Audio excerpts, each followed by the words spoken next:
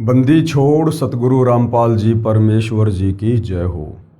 परमपिता परमात्मा सारी सृष्टि के रचनहार कुल मालिक, असंख्य ब्रह्मांडों के स्वामी, जगत गुरु, तीनों लोकों में प्रवेश करके सबका धारण पोषण करने वाले, राजाधिराज, आत्माधार, नाथों के नाथ, देवों के देव महादेव, सर्वेश्वर, महेश्वर, मृत्युंजय, अजरो अमर, आदि अनादि, सनातनी प्रभु, जगत पिता जगदीश्वर, श्री श्री 1008 की उपाधि के वास्तविक अधिकारी, अकाल मूर्त, शब्द स्वरूपी राम वासुदेव, सर्वगतम ब्रह्म, परम पूज्य, प्रथम पूज्य, परम संत, परम पुरुष, परम धनी, परम दयालु, सत्य कबीर, हक्का कबीर, अल्लाहु कबीर, अल्लाहु अकबर, बाखबर, अल्लाह ताला, जगत के तारणहार, जगत के मुक्तिदाता, जगत के जगन्नाथ, हारे के सहारे, हिंदुओं के राम, मुसलमानों के अल्लाह, सिखों के वाहिगुरु, ईसाइयों के मसीह, दया के सागर दयानिधि, करुणा के सागर करुणानिधि,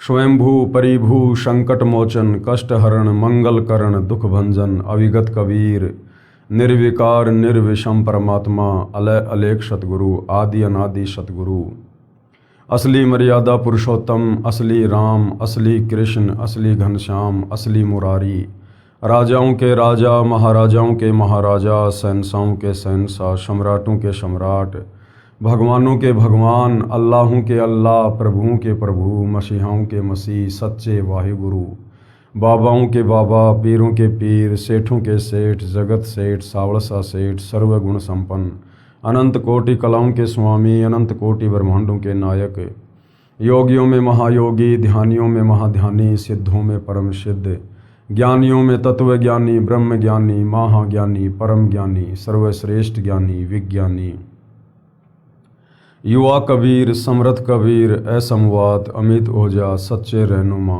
करीम अल्लाह, सुभान अल्लाह, दुनिया के अंतिम पैगंबर। 8 सितंबर 1951 से गांव धनाना, जिला सोनीपत, हरियाणा, भारतवर्ष की पावन भूमि पे प्रकट रियल कल्कि भगवान श्री नारायण साकार हरि, श्री बाबा साहेब नूर अनंत परमात्मा, सच्चे दरवेश, सच्चे बाखबर, संत श्रोमणी सतगुरु रामपाल जी परमेश्वर जी के चरण कमल में आप और हम सभी भाई बहनों का अनंत कोटि दंडवत प्रणाम। सच्चाई भाई और बहनों, बहुत बड़ी दया, बहुत बड़ी मेहर पूज्य गुरुदेव भगवान की, परमेश्वर रामपाल जी की, जिनके शुभ आशीर्वाद से, विशेष आशीर्वाद से, उन्हीं के सत्संगों के संग्रह के ऊपर बन चुकी पवित्र आध्यात्मिक पुस्तक कबीर बड़ा या कृष्ण के ऊपर वीडियो बनाने की श्रृंखला जारी है। इसी श्रृंखला में आज हमारा ये 15वें नंबर का वीडियो है। इस पवित्र पुस्तक कृष्ण बड़ा या कबीर, इसके प्रत्येक वीडियो से हमें अध्यात्म को लेकर, शास्त्र अनुकूल साधना को लेकर, भक्ति और भगवान को लेकर, धार्मिक अनुष्ठानों को लेकर विशेष जानकारी उपलब्ध हो रही है। भाई और बहनों, ये पवित्र पुस्तक हिंदू समाज से जुड़ी परमात्मा प्रेमी आत्माओं के लिए किसी वरदान से कम नहीं है। जो हमारे नादान तत्व ज्ञानहीन धर्म गुरु हमें सदियों से शास्त्र अनुकूल साधना प्रदान नहीं कर सके, वो शास्त्र अनुकूल सत भक्ति अब परम पूज्य परमेश्वर सतगुरु रामपाल जी ने पूरे विश्व के मानव समाज के कल्याण के लिए सार्वजनिक कर दी है। अब यदि आवश्यकता है तो परम पूज्य सतगुरु रामपाल जी के सत्संगों को ध्यान पूर्वक सुनकर, उनसे उपदेश प्राप्त करके अपनी आत्मा का कल्याण करवाने की है। ये मनुष्य जन्म भाई और बहनों, 184 योनियां भोगने के बाद परमेश्वर अपने तरफ से एक विशेष तोहफे के रूप में देते हैं और कहते हैं कि मानव जन्म पाए कै जो नहीं रटे हरि नाम, जैसे कुआं जल बिना फिर बनवाया क्या काम। ये मनुष्य जन्म हमें सिर्फ और सिर्फ आत्मा का कल्याण करवाने के लिए ही मिलता है, क्योंकि इस मनुष्य शरीर में जो विशेष सुविधा और विशेष बुद्धि हमें परमेश्वर के द्वारा प्रदान की जाती है, सोचने की, समझने की, काम धंधा करने की, विचार विमर्श करने की, आपस में प्यार प्रेम भाईचारे के साथ रहने की, सुख दुख में एक दूसरे का साथ देने की, और सबसे बड़ी बात भक्ति और भगवान को पहचानने की। और ऊपर से वो परमेश्वर हमें तत्वदर्शी संत के रूप में आकर तत्व ज्ञान प्रदान कर देते हैं, हमें एक प्रकार से अंधेरे में साफ साफ रास्ता देखने के लिए टॉर्च प्रदान कर देते हैं। और उसके बावजूद भी यदि हम इस मनुष्य जन्म से परमात्मा की प्राप्ति नहीं करते हैं, मोक्ष प्राप्ति नहीं करते हैं, तो भाई और बहनों हम फिर से लंबे समय के लिए, युगों युगों के लिए लक 84 योनियों में चले जाते हैं। तो आज मौका दिया है हमें परम अक्षर ब्रह्म परमपिता परमेश्वर कबीर देव जी ने। वे खुद 8 सितंबर 1951 से गांव धनाना, जिला सोनीपत, हरियाणा, भारतवर्ष की पावन भूमि पे प्रकट हैं। आज उन्होंने अध्यात्म का पिटारा खोल रखा है और पलकें बिछाएं आप और हम आत्माओं के इंतज़ार में बैठे हैं। तो भाई और बहनों, सर्वप्रथम उनके सत्संगों को सुनिए, उनके द्वारा लिखित पुस्तकों को पढ़िए और उसके बाद उपदेश प्राप्त करके अतिशीघ्र अपनी आत्मा के कल्याण वाले मार्ग पर चलिए। अब उसके लिए भाई और बहनों, ये पवित्र पुस्तक कबीर बड़ा या कृष्ण, अगर आपने इस पवित्र पुस्तक को निष्पक्ष होकर, रुचि लेकर यदि ध्यान से पढ़ लिया और समझ लिया, तो भाई और बहनों आपको सब कुछ क्लियर हो जाएगा कि वास्तव में एक पूर्ण परमात्मा कौन है। जिस पूर्ण परमात्मा ने ब्रह्मा विष्णु महेश को भी बनाया, 33 करोड़ देवी देवताओं को बनाया, दुर्गा को बनाया, इस काल ब्रह्म को बनाया, अक्षर पुरुष को बनाया, सकल सृष्टि को रचा और तीनों लोकों में प्रवेश करके सबका धारण पोषण कर रहे हैं, वो एक परमेश्वर कौन है, जिसकी तलाश इस आत्मा को युगों युगों से रही है। आज भाई और बहनों हमारी वो तलाश समाप्त हो जाएगी यदि हमने ध्यानपूर्वक इस पवित्र पुस्तक को पढ़ लिया तो भाई और बहनों, इस पवित्र पुस्तक कबीर बड़ा या कृष्ण पर जो विशेष विषय चल रहा है वो है जनता की अदालत में प्रश्नोत्तरी। यानी जनता की अदालत यानी हिंदू समाज, और जनता की अदालत में जज भी जनता ही है, क्योंकि जनता शिक्षित है, पढ़ी लिखी है, अपनी आंखों से अपने ही पवित्र धर्मशास्त्रों में लिखी सच्चाई को देखकर निर्णय कर सकती है। मुकदमा है कि सबसे बड़ा भगवान कौन, कबीर बड़ा या कृष्ण। एक तरफ श्री कृष्ण और विष्णु जी के वकील साहिबानों के रूप में हिंदू समाज के सर्व धर्मगुरु आचार्य शंकराचार्य खड़े हैं, तो दूसरी तरफ कबीर जी के वकील के रूप में परम पूज्य सतगुरु रामपाल जी खड़े हुए हैं। और जो प्रश्न श्री कृष्ण उर्फ विष्णु को परमेश्वर कहने को लेकर श्री कृष्ण जी के वकील हिंदू धर्मगुरुओं ने अदालत में रखे थे, उन सभी प्रश्नों का प्रमाणित जवाब हिंदू धर्म ग्रंथों को आधार बनाकर सतगुरु रामपाल जी ने जनता की अदालत में जनता के सामने पेश कर दिए और ये साबित कर दिया कि श्री कृष्ण उर्फ विष्णु ये पूर्ण परमात्मा नहीं है, ये अविनाशी नहीं है, अजरो अमर नहीं है, ये नाशवान है। इनका जन्म होता है, मृत्यु होती है, इनके माता पिता हैं, इनकी माँ दुर्गा है और इनका पिता काल भगवान है। और ब्रह्मा विष्णु महेश इन तीनों देवताओं की भक्ति से पूर्ण मुक्ति नहीं हो सकती। देवी दुर्गा और ब्रह्म की भक्ति से भी पूर्ण मोक्ष नहीं है।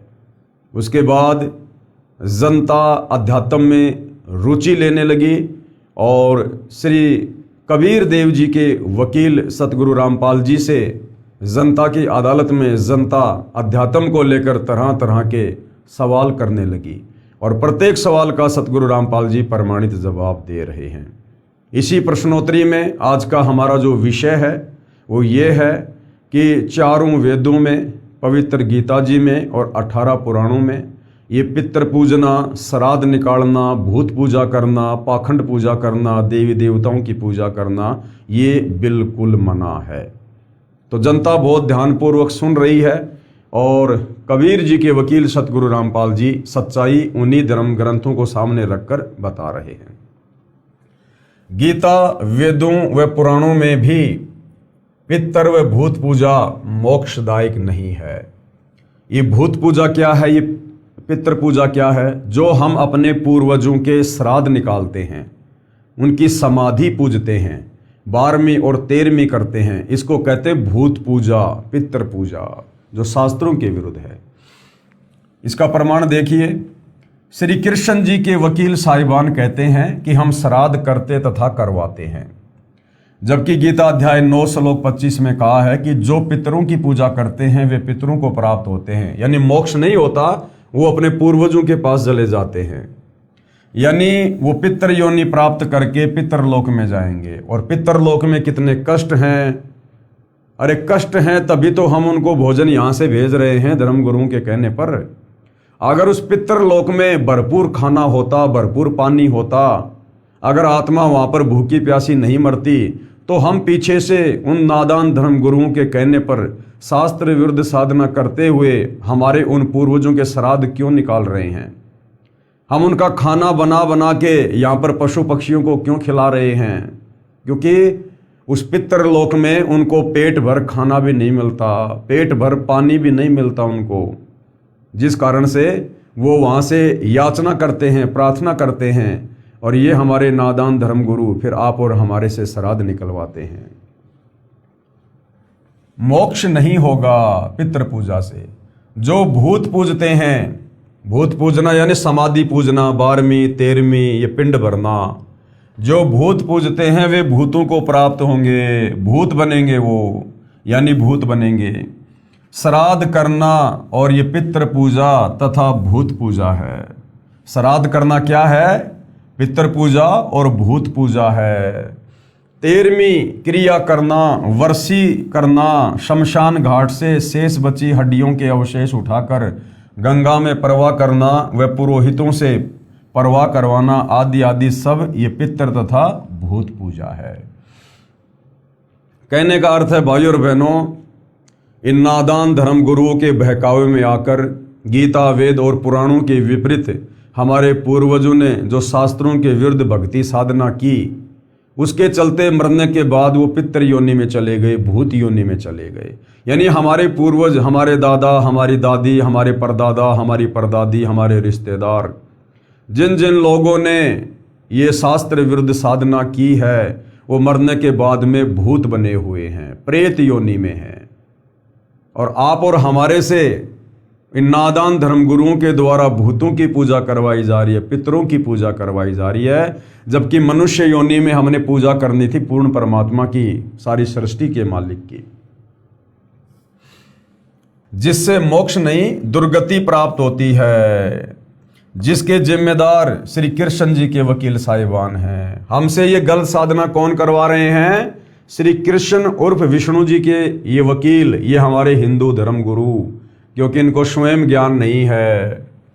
श्री कृष्ण जी के वकील, अब श्री कृष्ण जी के वकील साहिबान क्या कह रहे हैं? श्राद्ध कर्म तो भगवान रामचंद्र जी ने वनवास के दौरान भी अपने पिता श्री दशरथ जी का किया था। सीता जी ने अपने हाथों से भोजन बनाया था। जब ब्राह्मण श्राद्ध का भोजन खा रहे थे, उसी पंक्ति में सीता जी ने अपने ससुर दशरथ जी को भोजन खाते आंखों देखा। सीता ने घूंघट निकाला और श्री रामचंद्र को बताया, दशरथ जी स्वर्ग से श्राद्ध खाने आए थे, इसलिए श्राद्ध कर्म करना चाहिए। अब जनता की अदालत में अपनी पोल खुलती हुई देखकर भरी सभा में ये श्री कृष्ण उर्फ विष्णु जी के तमाम वकील अर्थात सभी हिंदू धर्मगुरु क्या कहने लगे अपनी बात को ऊपर रखने के लिए कि श्राद्ध कर्म करना गलत कैसे हो सकता है। जब श्री रामचंद्र जी वनवास में थे तो उस समय उन्होंने अपने पिता राजा दशरथ जी का श्राद्ध निकाला था और राजा दशरथ स्वर्ग से श्राद्ध खाने के लिए, वो भोजन खाने के लिए वहाँ जंगल में एक पंक्ति में आकर ऋषियों के बीच में बैठे हुए थे और सीता जी ने अपनी आंखों से देखा था और उन्होंने घूंघट कर लिया था। तो श्राद्ध कर्म करना गलत कैसे हुआ? हमारे भगवान श्री रामचंद्र जी भी तो श्राद्ध निकाला करते थे। तो कबीर जी के वकील सतगुरु रामपाल जी किस प्रकार से प्रमाणिक जवाब दे रहे हैं?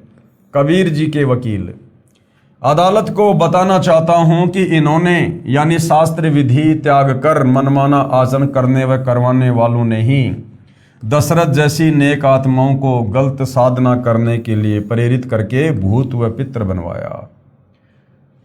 जैसे हमारे पूर्वजों को इन गलत साधना करने वाले नादान धर्म गुरुओं ने मरने के बाद में प्रेत योनि में भेज दिया, पितृ योनि में भेज दिया, उसी प्रकार त्रेता युग में राजा दशरथ के जो धार्मिक गुरु थे वो भी इन धर्म गुरुओं की भांति थे। उनको भी तत्व ज्ञान नहीं था, वो भी शास्त्र विरुद्ध साधना किया करते थे, वेदों के विरुद्ध साधना किया करते थे।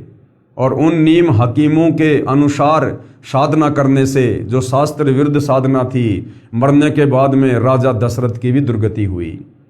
मरते समय भी दुर्गति हुई क्योंकि अपने घर की छत से नीचे गिरकर और उनकी गर्दन टूटने से अकाल मृत्यु हुई।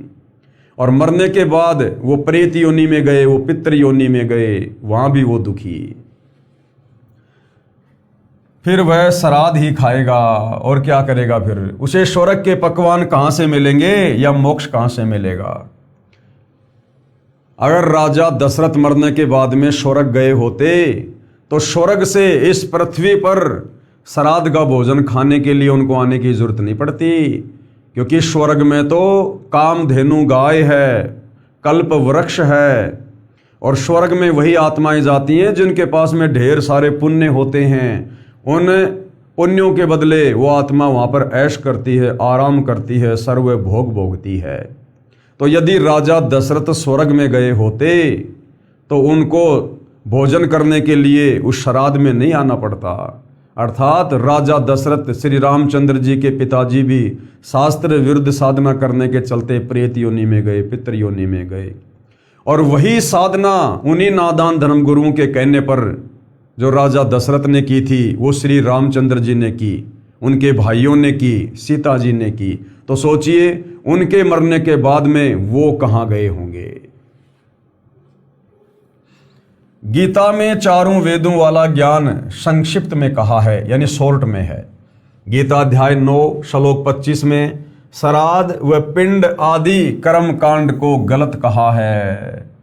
हम एक तरफ तो कहते हैं कि हम हिंदू हैं और ये पवित्र गीता जी हमारा सर्वश्रेष्ठ धर्म ग्रंथ है, और पवित्र गीता जी अध्याय 9 श्लोक नंबर 25 में ये पिंड निकालना, श्राद्ध करना, ये सब मना किया हुआ है कि भूत पूजोगे तो भूत बनोगे, पितर पूजोगे तो तुम पितर बनोगे, देवताओं को पूजोगे तो देवताओं के लोक में जाओगे, और ये काल ब्रह्म कह रहा है कि मेरी पूजा करोगे तो मेरे लोक में आओगे। तो गीता जी हमें जिन साधनाओं को करने के लिए मना कर रही है, जिन क्रियाओं को करने के लिए मना कर रही है, यदि हम उनके विपरीत क्रिया करेंगे तो हम शास्त्रों के विरुद्ध साधना कर रहे हैं। और गीता अध्याय 16 श्लोक नंबर 23 के अनुसार जो व्यक्ति शास्त्र विधि को त्याग कर मनमाना आचरण यानी भक्ति क्रिया करते हैं, उनको ना गति होती है, ना उनको कोई सिद्धि प्राप्त होती है, और इसी प्रकार से अपना जीवन व्यर्थ करके वो आत्माएं चली जाती हैं। मार्कंडे पुराण में भी प्रमाण है कि वेदों में पितृ पूजा, भूत पूजा यानी श्राद्ध करना अविद्या यानी मूर्खों का काम बताया है। पेश है प्रमाण के लिए गीता अध्याय 9 श्लोक 25 की फोटोकॉपी, क्योंकि मामला जनता की अदालत में चल रहा है। एक तरफ श्री कृष्ण जी के वकील खड़े हैं और दूसरी तरफ कबीर जी के वकील सतगुरु रामपाल जी। तो वही जनता की अदालत में प्रमाण दिखाने अति आवश्यक होते हैं कि वास्तव में ये जो श्राद्ध निकालना है, समाधि पूजना है, 12वीं करना, 13वीं करना, पिंड भरना, ये पितृ पूजा है, ये भूत पूजा है। और इस पूजा को करने के चलते हम अंत में शरीर त्यागने के बाद दुर्गति को प्राप्त होंगे, हम भूत बनकर घूमेंगे, हम प्रेत बनकर घूमेंगे। ये हमारा पवित्र ग्रंथ गीता जी कह रहा है। ये देखिएगा अध्याय 9 श्लोक नंबर 25 की फोटोकॉपी आप जियों के सामने है। हाथ कंगन को आरसी क्या, पढ़े लिखे को फारसी क्या। यान्ति देवव्रता देवान पितरन यान्ति पितृव्रंता भूतानि यान्ति भूतेजा यान्ति मद्याजिन अपि माम। क्या कहा है? देवताओं को पूजने वाले देवताओं को प्राप्त होते हैं। जो ब्रह्मा विष्णु महेश की पूजा करते हैं या अन्य देवी देवताओं की पूजा करते हैं, वो मरने के बाद क्या होगा? वो इन देवताओं के लोक में जाएंगे, और इन देवताओं के लोक में जाकर वो देवता नहीं बनेंगे, वहां पर नौकर बनेंगे, वो गण बनेंगे। और अपना वो पुण्य वहाँ पर खर्च करके फिर वापस जन्म मरण में आएंगे, लक 84 में आएंगे और नरक में जाएंगे। और पितरों को पूजने वाले पितरों को प्राप्त होंगे। अब ये जो श्राद्ध वगैरह निकालते हैं ये पितृ पूजा है। तो श्राद्ध निकालने वाले मरने के बाद कहाँ जाएंगे? वो तो देवताओं के लोक में भी नहीं जाएंगे, क्योंकि वो तो श्राद्ध निकाल के समाधि पूज के कर्म कांड कर करके वो तो भूत पूजा कर रहे हो, तो पितृ पूजा कर रहे हैं। तो वो अपने पूर्वजों के पास जाएंगे जो भटक रहे हैं भूखे प्यासे। भूतों को पूजने वाले भूतों को प्राप्त होते हैं। जो पिंडदान वगैरह करते हैं वो भूत पूजा है। और मेरा पूजन करने वाला भगत मुझको ही प्राप्त होता है। काल ब्रह्म कह रहा है, गीता ज्ञानदाता ये ज्योति निरंजन, कि मेरी पूजा करने वाला मुझे प्राप्त होता है। तो काल ब्रह्म की साधना है ओम नाम। तो ओम नाम का जाप करने वाले इस काल को प्राप्त होंगे। अब जिसका नाम ही काल है, यानी सबको खाने वाला, सबको ग्रासने वाला, तो भला उसके लोक में जाकर हम कैसे मोक्ष प्राप्त कर सकते हैं? कैसे हम सुखी रह सकते हैं? तो ओम नाम की साधना से हम इस ब्रह्म के ब्रह्मलोक में जाएंगे। और गीता अध्याय 8 श्लोक नंबर 16 में ये खुद कहता है कि ब्रह्मलोक पर्यंत सर्वलोक पुनरावर्ती में है। तो ब्रह्मलोक में गया हुआ साधक भी लौटकर वापस संसार में जन्म और मरण में आता है। यानी पूर्ण मुक्ति 21 ब्रह्मांड में, 21 ब्रह्मांड के स्वामी काल निरंजन ज्योति निरंजन की भक्ति से भी नहीं है। इसलिए मेरे भक्तों का पुनर्जन्म नहीं होता। ये बात गलत लिखी हुई है। ये हमारे अनुवादकर्ताओं की गलती है, क्योंकि ये गीता ज्ञानदाता ये बात कह ही नहीं सकता कि मेरे भक्तों का कभी पुनर्जन्म नहीं होता। क्योंकि आपने देखा इसी पवित्र गीता में, ये गीता ज्ञान देने वाला ब्रह्म काल, ये खुद गीता अध्याय 2 श्लोक नंबर 12 में, गीता अध्याय 10 श्लोक नंबर 2 में, गीता अध्याय 4 श्लोक नंबर 5 और 9 में ये खुद स्वीकार कर रहा है कि अर्जुन तेरे और मेरे बहुत जन्म हो चुके हैं, तू नहीं जानता, मैं जानता हूं। ये राजा लोग, ये सेना, तू और मैं, हम पहले भी थे, आज भी हैं, आगे भी होंगे। अर्थात हम जन्मते और मरते हैं। फिर भला ये कैसे कह सकता है? इसलिए मेरे भक्तों का पुनर्जन्म नहीं होता। जब ये खुद ही जन्म और मरण में है तो इसके भक्तों का जन्म मरण का रोग कैसे समाप्त होगा, कैसे कटेगा? तो ये गीता अनुवादकों ने अनुवाद में गलती की है, क्योंकि इनको तत्व ज्ञान नहीं था और ये श्री कृष्ण उर्फ विष्णु से ऊपर किसी को परमात्मा नहीं मानते थे। तो घुमा फिरा के इन्होंने श्री कृष्ण जी के ऊपर ही टोपी पहना दी। देखिएगा, यह अनुवाद श्री जयदयाल गोविंदका जी का किया हुआ गीता प्रेस गोरखपुर से प्रकाशित है। इसमें लिखा है कि इसलिए मेरे भक्तों का पुनर्जन्म नहीं होता। ये गलत लिखा हुआ है। ये जो लिखा हुआ ना कि इसलिए मेरे भक्तों का पुनर्जन्म नहीं होता, तो ये यहां पर गलत लिखा हुआ है। प्रथम तो मूल पाठ में ऐसा कोई शब्द नहीं है जिसका अर्थ ये बनता हो। दूसरा, गीता ज्ञान देने वाले ने गीता अध्याय 2 श्लोक 12 में, गीता अध्याय 4 श्लोक 5 में और गीता अध्याय 10 श्लोक 2 में स्पष्ट किया है कि मेरा पुनर्जन्म होता है। जब गीता ज्ञानदाता काल ब्रह्म खुद स्वीकार कर रहा है कि मेरा पुनर्जन्म होता है, तो बताओ फिर भाई गीता अध्याय 9 श्लोक नंबर 25 में क्यों कहेगा कि मेरे भक्तों का पुनर्जन्म नहीं होता? जब भगवान का पुनर्जन्म हो रहा है गीता ज्ञानदाता का, तो उसके भक्तों का पुनर्जन्म नहीं होगा, ये बात जमने वाली नहीं है। ये तो बार बार जन्मता और मरता है। जब गीता ज्ञानदाता स्वयं जन्मता मरता है, तो पुजारी का जन्म मरण कैसे समाप्त हो सकता है? ये सोचने की बात है। श्री कृष्ण जी के वकील साहिबानों यानी हिंदू धर्म गुरुओं ने जनता को झूठा ज्ञान बताकर भ्रमित कर रखा है। ये वर्तमान में जितने भी संत, महंत, मंडलेश्वर, आचार्य, शंकराचार्य हैं, इन सब ने भोली भाली हिंदू धर्म की जनता को गुमराह करने का ठेका लिया हुआ है और अनमोल मानव जन्म बर्बाद करवा रहे हैं। क्योंकि ये मनुष्य जन्म सिर्फ और सिर्फ शास्त्र अनुकूल साधना करके, और शास्त्र अनुकूल साधना मिलेगी तत्वदर्शी संत की शरण में। क्योंकि हमारे जो धर्म ग्रंथ हैं, पवित्र वेद और गीता, ये अध्यात्म का संविधान है। और गीता अध्याय 4 श्लोक नंबर 34 में गीता ज्ञानदाता खुद कह रहा है कि यदि परमेश्वर की प्राप्ति करनी है, पूर्ण मोक्ष प्राप्त करना है, तो अर्जुन किसी तत्वदर्शी संत की खोज कर ले और उस तत्वदर्शी संत के बताए अनुसार साधना कर, फिर तेरा जन्म मरण समाप्त होगा। तो भाई और बहनों, गीता ज्ञानदाता से बढ़ के ज्ञान तो हिंदू समाज के गुरुओं को नहीं हो सकता ना। तो ये हमारे नादान धर्म गुरु हमसे इन वेद शास्त्रों के अनुसार भक्ति नहीं करवा रहे। ये अपना मनमाना आचरण जो इन्होंने पीढ़ी दर पीढ़ी अपने गुरुओं से स्वीकार किया है, वो आप और हमारे ऊपर थोप दिया जो क्या त्यों। लेकिन गीता जी क्या कह रही है? यदि हम शास्त्रों के अनुसार साधना करेंगे तो हम मुक्ति को प्राप्त होंगे। अब देखिएगा, श्राद्ध पिंडदान गीता अनुसार कैसा है।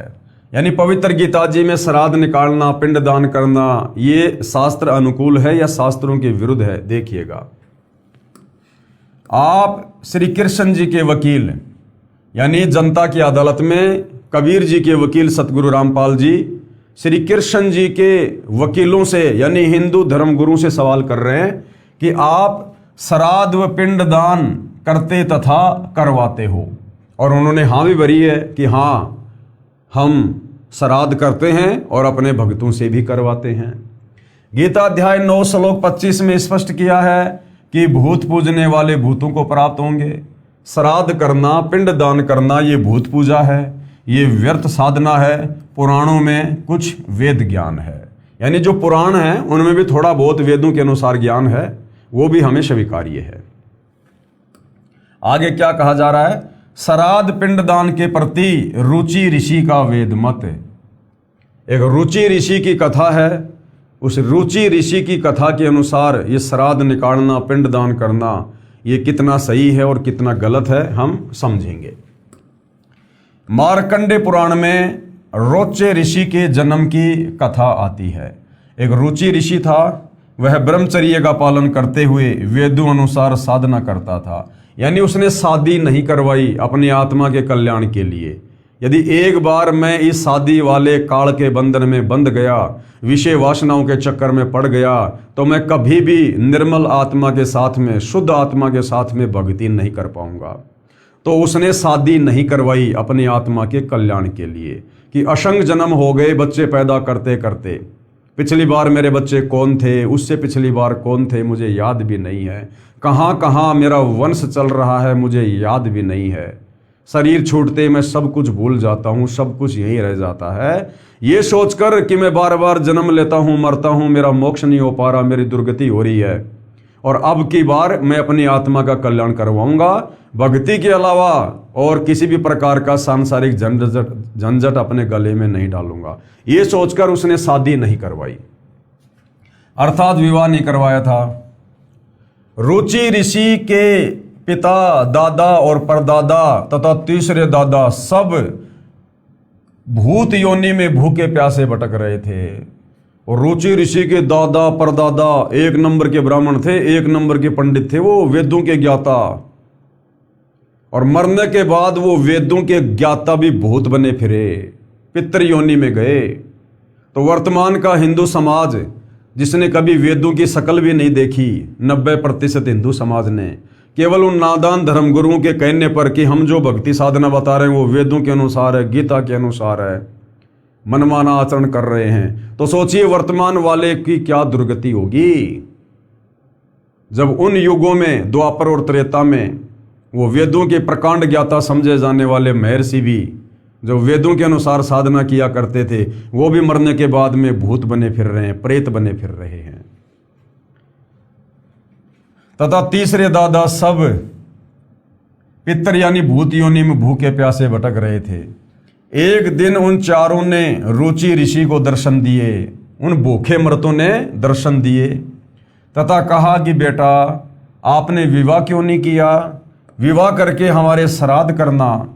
रुचि ऋषि ने कहा कि हे पितामहो, वेद में इन श्राद्ध आदि कर्मों को अविद्या कहा है। अविद्या यानी मूर्खों का काम कहा है।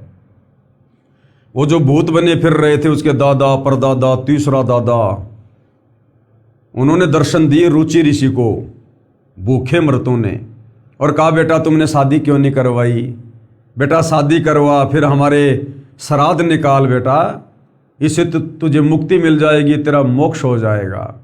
अब विचार करो भाई और बहनों, वो दादा परदादा रुचि ऋषि को सलाह दे रहे हैं कि तू शादी करवा, संतान उत्पन्न कर, फिर हमारे श्राद्ध निकाल, ऐसा करने से तेरा मोक्ष हो जाएगा।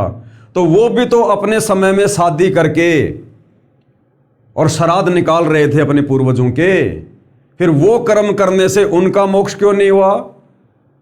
वो फिर भूत योनि में क्यों है, प्रेत योनि में क्यों है?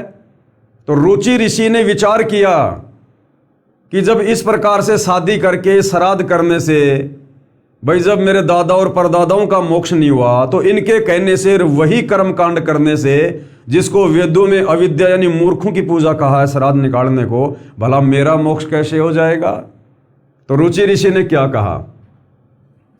रुचि ऋषि ने कहा कि हे पितामहों, यानी हे मेरे दादा परदादाओं, वेद में इस श्राद्ध आदि कर्म को अविद्या कहा है, यानी मूर्खों का काम कहा है। फिर आप मुझे इस कर्म को करने को क्यों कह रहे हो? क्योंकि वो भूखे मर रहे थे, अपनी भूख शांत करवाना चाहते थे, दुखी हो रहे थे। पितरों ने कहा कि ये बात बिल्कुल सत्य है कि श्राद्ध आदि कर्म को वेदों में अविद्या अर्थात मूर्खों का कार्य कहा है। वेद वो भी पढ़ा करते थे, वो भी ब्राह्मण थे, पंडित थे, लेकिन साधना वेदों के विपरीत करके अपने जीवन का सत्यानाश कर गए। तो कह रहे हैं कि बेटा रुचि बात तो तेरी सही है, ये श्राद्ध निकालना, पिंडदान करना, ये वेदों में अविद्या कहा गया है, ये मूर्खों की पूजा कहा गया है। पितरों ने कहा कि ये बात बिल्कुल सत्य है कि श्राद्ध आदि कर्म को वेदों में अविद्या अर्थात मूर्खों का कार्य ही कहा है। पितरों ने यह भी कहा है कि बेटा तुम जिस मार्ग पर चल रहे हो यह मोक्ष का मार्ग है। ये बेटा रुचि, तो ये श्राद्ध वगैरह ना करके, ये पिंडदान वगैरह ना करके, और जो वेदों के अनुसार जो साधना कर रहा है ना बेटा, ये वास्तव में मोक्ष मार्ग है। वो पितर भी इस बात को स्वीकार कर रहे हैं कि श्राद्ध नहीं निकालने चाहिए। विचार करो, रुचि ऋषि के पूर्वज सब ब्राह्मण यानी ऋषि थे, वेद पढ़ते थे, कर्म कांड वेद विरुद्ध करते थे, लेकिन भक्ति साधना सारी वेदों के विपरीत किया करते थे, जिस कारण से वो प्रेत योनि में गिरे। उन्होंने वेद तो पढ़ रखे थे, इसलिए स्वीकार किया कि वेद में ऐसा ही कहा है। फिर उन पितरों ने वेद विरुद्ध ज्ञान बताकर रुचि ऋषि को भ्रमित कर दिया, क्योंकि मोह भी अज्ञान की जड़ है। मार्कंडेय पुराण के प्रकरण से सिद्ध हुआ कि वेदों में तथा वेदों के ही संक्षिप्त रूप गीता में श्राद्ध और ये पिंडोतक आदि भूत पूजा के कर्म को निषेध बताया है, नहीं करना चाहिए।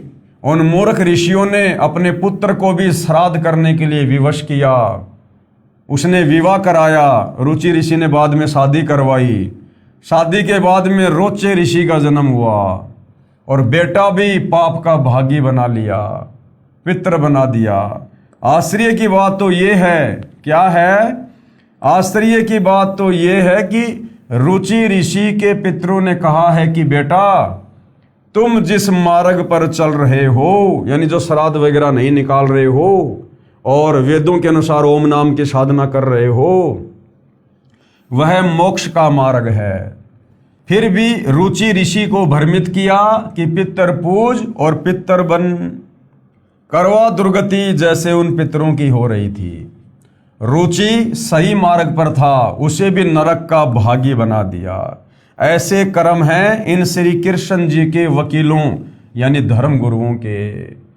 धिक्कार है ऐसे लोगों को जो मानव जाति को भ्रमित करके उनका अनमोल मानव जीवन नष्ट करवा रहे हैं, स्वयं भी दुर्गति को प्राप्त हो रहे हैं। बड़ी अदालत में कबीर जी के वकील सतगुरु रामपाल जी ने उन तमाम हिंदू धर्म गुरुओं के सामने कहा कि धिक्कार है तुम जैसे नादान तत्व ज्ञानहीन धर्म गुरुओं को, जो इस अनमोल मनुष्य जन्म को शास्त्र विरुद्ध साधना करवा कर बर्बाद करवा रहे हैं। क्योंकि मानव जन्म दुर्लभ है, ये मिले न बारंबार, और जैसे पेड़ से पत्ता टूट गिरे फिर वापस नहीं लगता डार। ये 84 लाख प्रकार की योनियां भोगने के बाद गधा, कुत्ता, शुअर, बैल, बकरी, मच्छर, गंदी नाली का कीड़ा, सूअर, इस प्रकार से 84 लाख प्रकार के शरीर, और उन शरीरों में कैसा कैसा कष्ट भोगना पड़ता है। एक कुत्ते का जीवन देख लो, एक सूअर का जीवन देख लो, एक गधे का जीवन देख लो। सारा जिंदगी क्या खाता है, कैसे रहता है, कहाँ सोता है। इतना कष्ट भोगने के बाद, और 84 लाख योनियों का समय, अरबों खरबों वर्ष लग जाते हैं भोगने में। इतना कष्ट भोगने के बाद परमेश्वर हमें एक मनुष्य जन्म देता है, स्त्री या पुरुष का, केवल परमात्मा प्राप्ति के लिए। क्योंकि मनुष्य जन्म में ही हम भक्ति करके मोक्ष करवा सकते हैं। और उस अनमोल मनुष्य जन्म को ये नादान धर्म गुरु अपने शवारत के चलते, अपनी नादानी के चलते, मान बढ़ाई और अहंकार के चलते, और शास्त्र विरुद्ध साधना करवा कर, श्राद्ध निकलवा कर, देवी देवताओं की पूजा करवा कर, कर्म कांड करवा कर, पिंड आदि भरवा कर, और उसे बर्बाद करवा रहे हैं।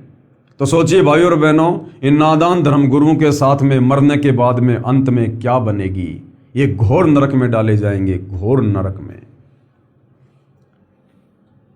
पेश है प्रमाण के लिए संक्षिप्त मार्कंडे पुराण के अध्याय रोचे मनु की उत्पत्ति कथा से संबंधित प्रकरण की फोटोकॉपी। यानी हर बात का, जो बात जनता की अदालत में कबीर जी के वकील सतगुरु रामपाल जी कह रहे हैं, प्रत्येक बात का हिंदू धर्मशास्त्रों से प्रमाण दे रहे हैं, वेदों से, गीता जी से और पुराणों से, ताकि किसी को कोई संशय ना रहे। रोचे मनु की उत्पत्ति कथा। मार्कंडे जी कहते हैं, ब्राह्मण पूर्व काल की बात है। प्रजापति रुचि, ममता और अहंकार से रहित इस पृथ्वी पर विचरते थे। उन्हें किसी से भय नहीं था, वे बहुत कम सोते थे। उन्होंने न तो अग्नि की स्थापना की थी और न ही अपने लिए घर ही बना रखा था। यानी ना तो अपने घर पे भोजन बनाता था, ना उसने कोई शादी वादी करवाई, ना उसने अपना कोई मकान वकान बनवाया। अपनी भगवान की भक्ति करता था, घूमता फिरता था। वे एक बार भोजन करते और बिना आश्रम के ही रहते थे। उन्हें सब प्रकार की आसक्तियों से रहित एवं मनोवृत्ति से रहते देख उनके पितरों ने उनसे कहा। पितर बोले, बेटा, विवाह स्वर्ग और अपवर्ग का हेतु होने के कारण एक पुण्यमय कार्य है। भ्रमित किया उसको कि बेटा शादी करवाना तो बड़ा पुण्य का कार्य है। क्या खाक पुण्य का कार्य है? उसे तुमने क्यों नहीं किया? और गृहस्थ पुरुष समस्त देवताओं, पितरों, ऋषियों और अतिथियों की पूजा करके पुण्यमय लोगों को प्राप्त करता है। अरे तुम थे ना गृहस्थ में, तुम लोगों ने तो शादी करवा रखी थी, तभी तो वो रुचि ऋषि पैदा हुआ होगा। अगर गृहस्थ जीवन जीने से अगर सारे देवी देवता प्रसन्न हो जाते हैं, बड़ा सुख मिलता है, गति हो जाती है, तो अब तुम्हारी दुर्गति क्यों हो रही है, जो तुम रुचि को सलाह दे रहे हो? गृहस्थ पुरुष समस्त देवताओं, पितरों, ऋषियों और अतिथियों की पूजा करके पुण्यमय लोगों को प्राप्त होता है, और खुद वो प्रेत बने फिर रहे हैं। वह स्वाहा के उच्चारण से देवताओं को, सवधा के उच्चारण से पितरों को तथा अन्नदान, बलि, वैश्वदेव आदि से भूत आदि प्राणियों एवं अतिथियों को उनका भाग समर्पित करता है। बेटा, हम ऐसा मानते हैं, हम ऐसा मानते हैं, शास्त्रों में नहीं लिखा। अपना मनमाना आचरण थोप रहे हैं रुचि ऋषि के ऊपर। बेटा, हम ऐसा मानते हैं कि गृहस्थ आश्रम को स्वीकार न करने पर तुम्हें इस जीवन में कलेश उठाना पड़ेगा।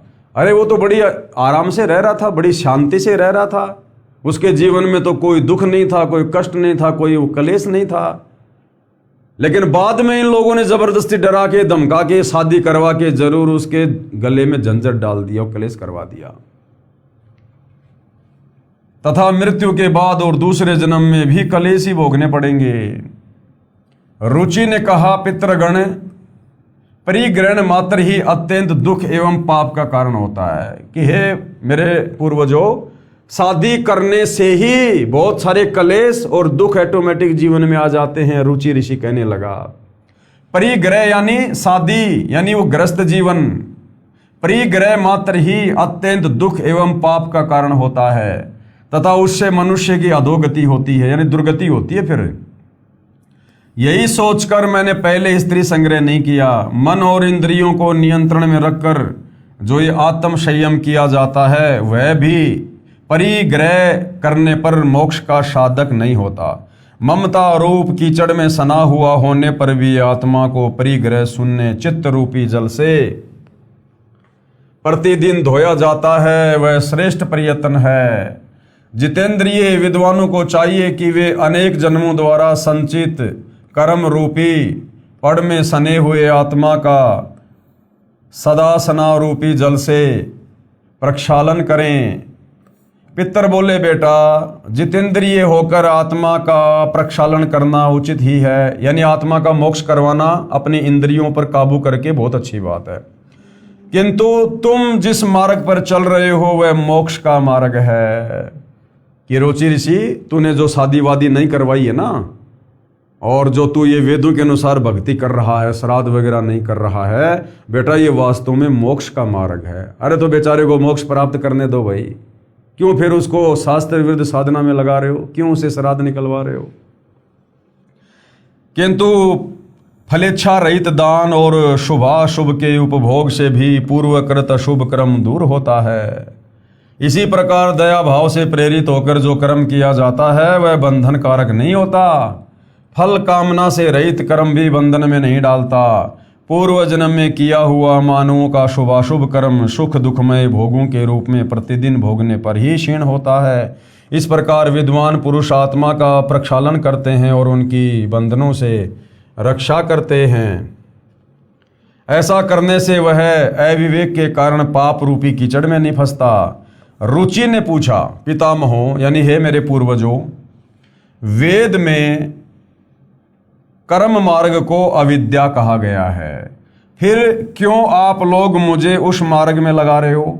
रुचि ऋषि ने कहा कि हे मेरे पूर्वजों, ये रुचि ऋषि है और अपने पूर्वजों से कह रहा है कि हे मेरे पूर्वजों, वेदों में तो इस कर्म मार्ग को, इस कर्म कांड को अविद्या यानी मूर्खों की पूजा कहा है, फिर आप मुझे ऐसे घटिया कर्म में क्यों लगा रहे हो। तो पूर्वज क्या बोले, पितर बोले, ये सत्य है कि कर्म को अविद्या ही कहा गया है, इसमें तनिक भी मिथ्या नहीं है। फिर भी इतना तो निश्चित है कि उस विद्या की प्राप्ति में कर्म ही कारण है। विहित कर्म का पालन न करके जो अधम मनुष्य संयम करते हैं वह संयम अंत में मोक्ष की प्राप्ति नहीं कराता, अपितु अधोगति में ले जाने वाला होता है। वत्स, तुम तो समझते हो कि मैं आत्मा का प्रक्षालन करता हूँ, किंतु वास्तव में तुम शास्त्र विहित कर्मों के न करने के कारण पापों से दग्ध हो रहे हो, यानी उसको डरा रहे हो, उसको भयभीत कर रहे हैं ताकि वो श्राद्ध निकाले और हमारी भूख शांत हो। कर्म अविद्या होने पर भी विधि के पालन द्वारा शोधे हुए विष की भांति मनुष्यों का उपकार करने वाला ही होता है। इसके विपरीत वह विद्या भी विधि की अवहेलना से निश्चय ही हमारे बंधन का कारण बन जाती है। अतः वत्स यानी हे बेटा, तुम विधि पूर्वक स्त्री संग्रह करो। बेटा तू शादी करवा, विषय वासनाओं के चक्कर में पड़ जा, अपना जीवन बर्बाद कर। ऐसा ना हो कि इस लोक का,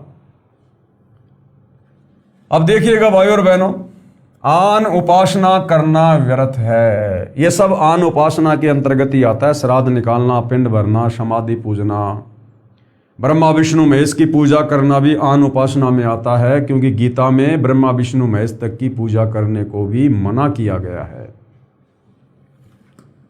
श्री कृष्ण जी के वकील मूर्ति पूजा करने की राय देते हैं, ये काल ब्रह्म द्वारा दिया गलत ज्ञान है जो वेदों व गीता के विरुद्ध साधना होने से व्यर्थ है।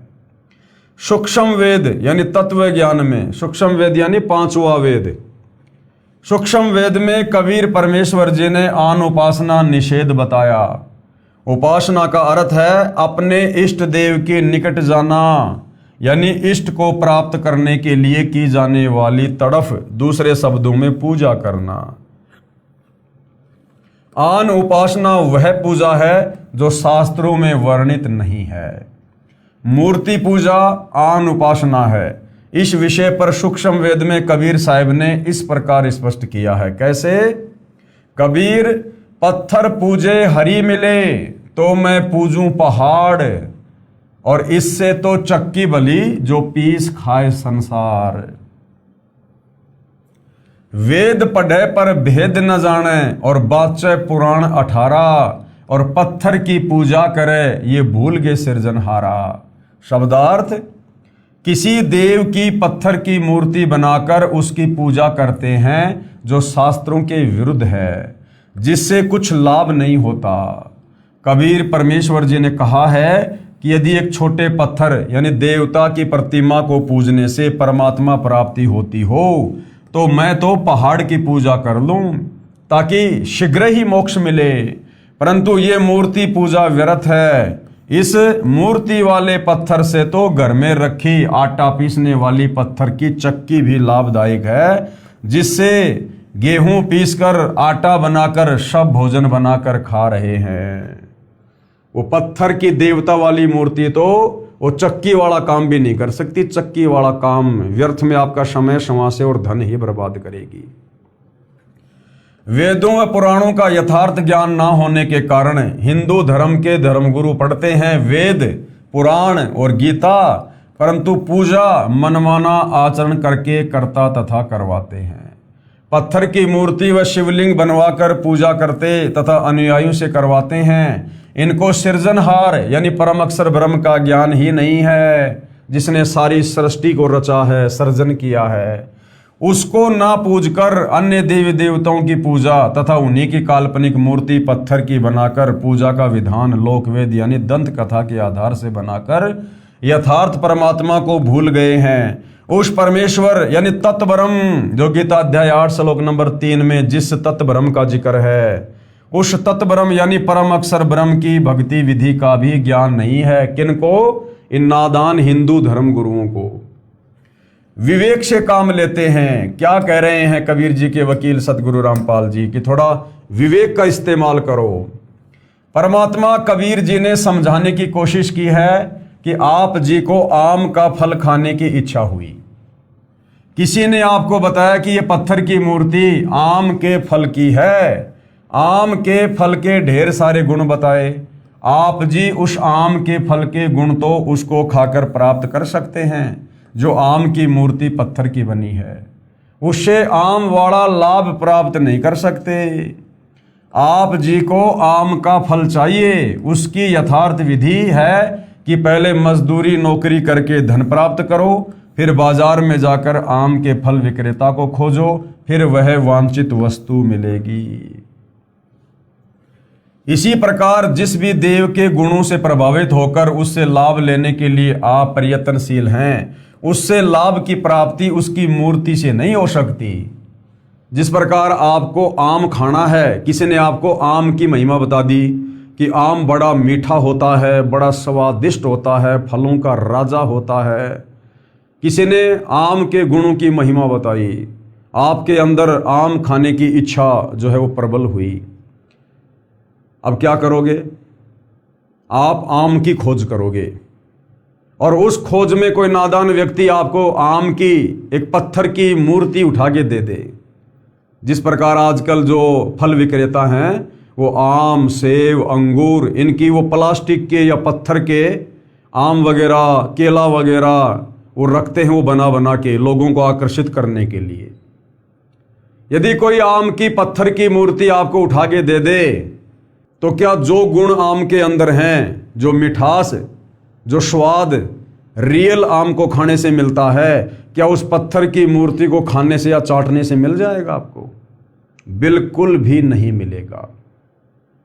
उस पत्थर की, आम की या सेब की मूर्ति को देखकर आपको आम खाने की लालसा प्रकट होगी, आपको आम खाने की इच्छा प्रकट होगी, लेकिन उसी पत्थर की मूर्ति को खाने से आपको आम वाला स्वाद नहीं मिल सकता।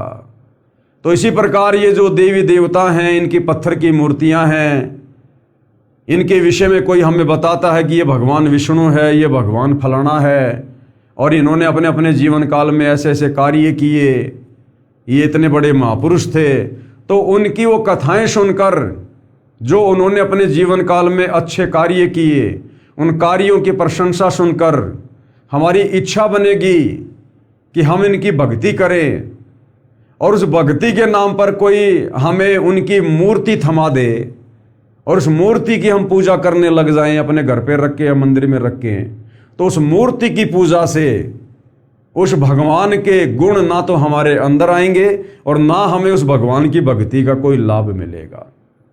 उसके लिए क्या करना होगा?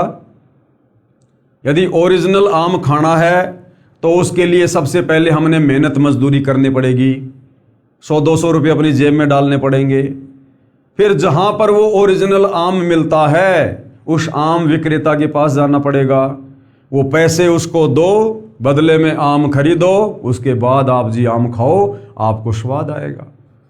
तो इसी प्रकार गीता अध्याय 4 श्लोक नंबर 34 के अनुसार कि अर्जुन, यदि तुझे भक्ति का लाभ उठाना है, भक्ति का रस चखना है, परमात्मा प्राप्त करना है, मोक्ष प्राप्त करना है, तो भाई किसी फल विक्रेता यानी तत्वदर्शी संत की खोज कर और उस तत्वदर्शी संत के बताए अनुसार भक्ति साधना कर।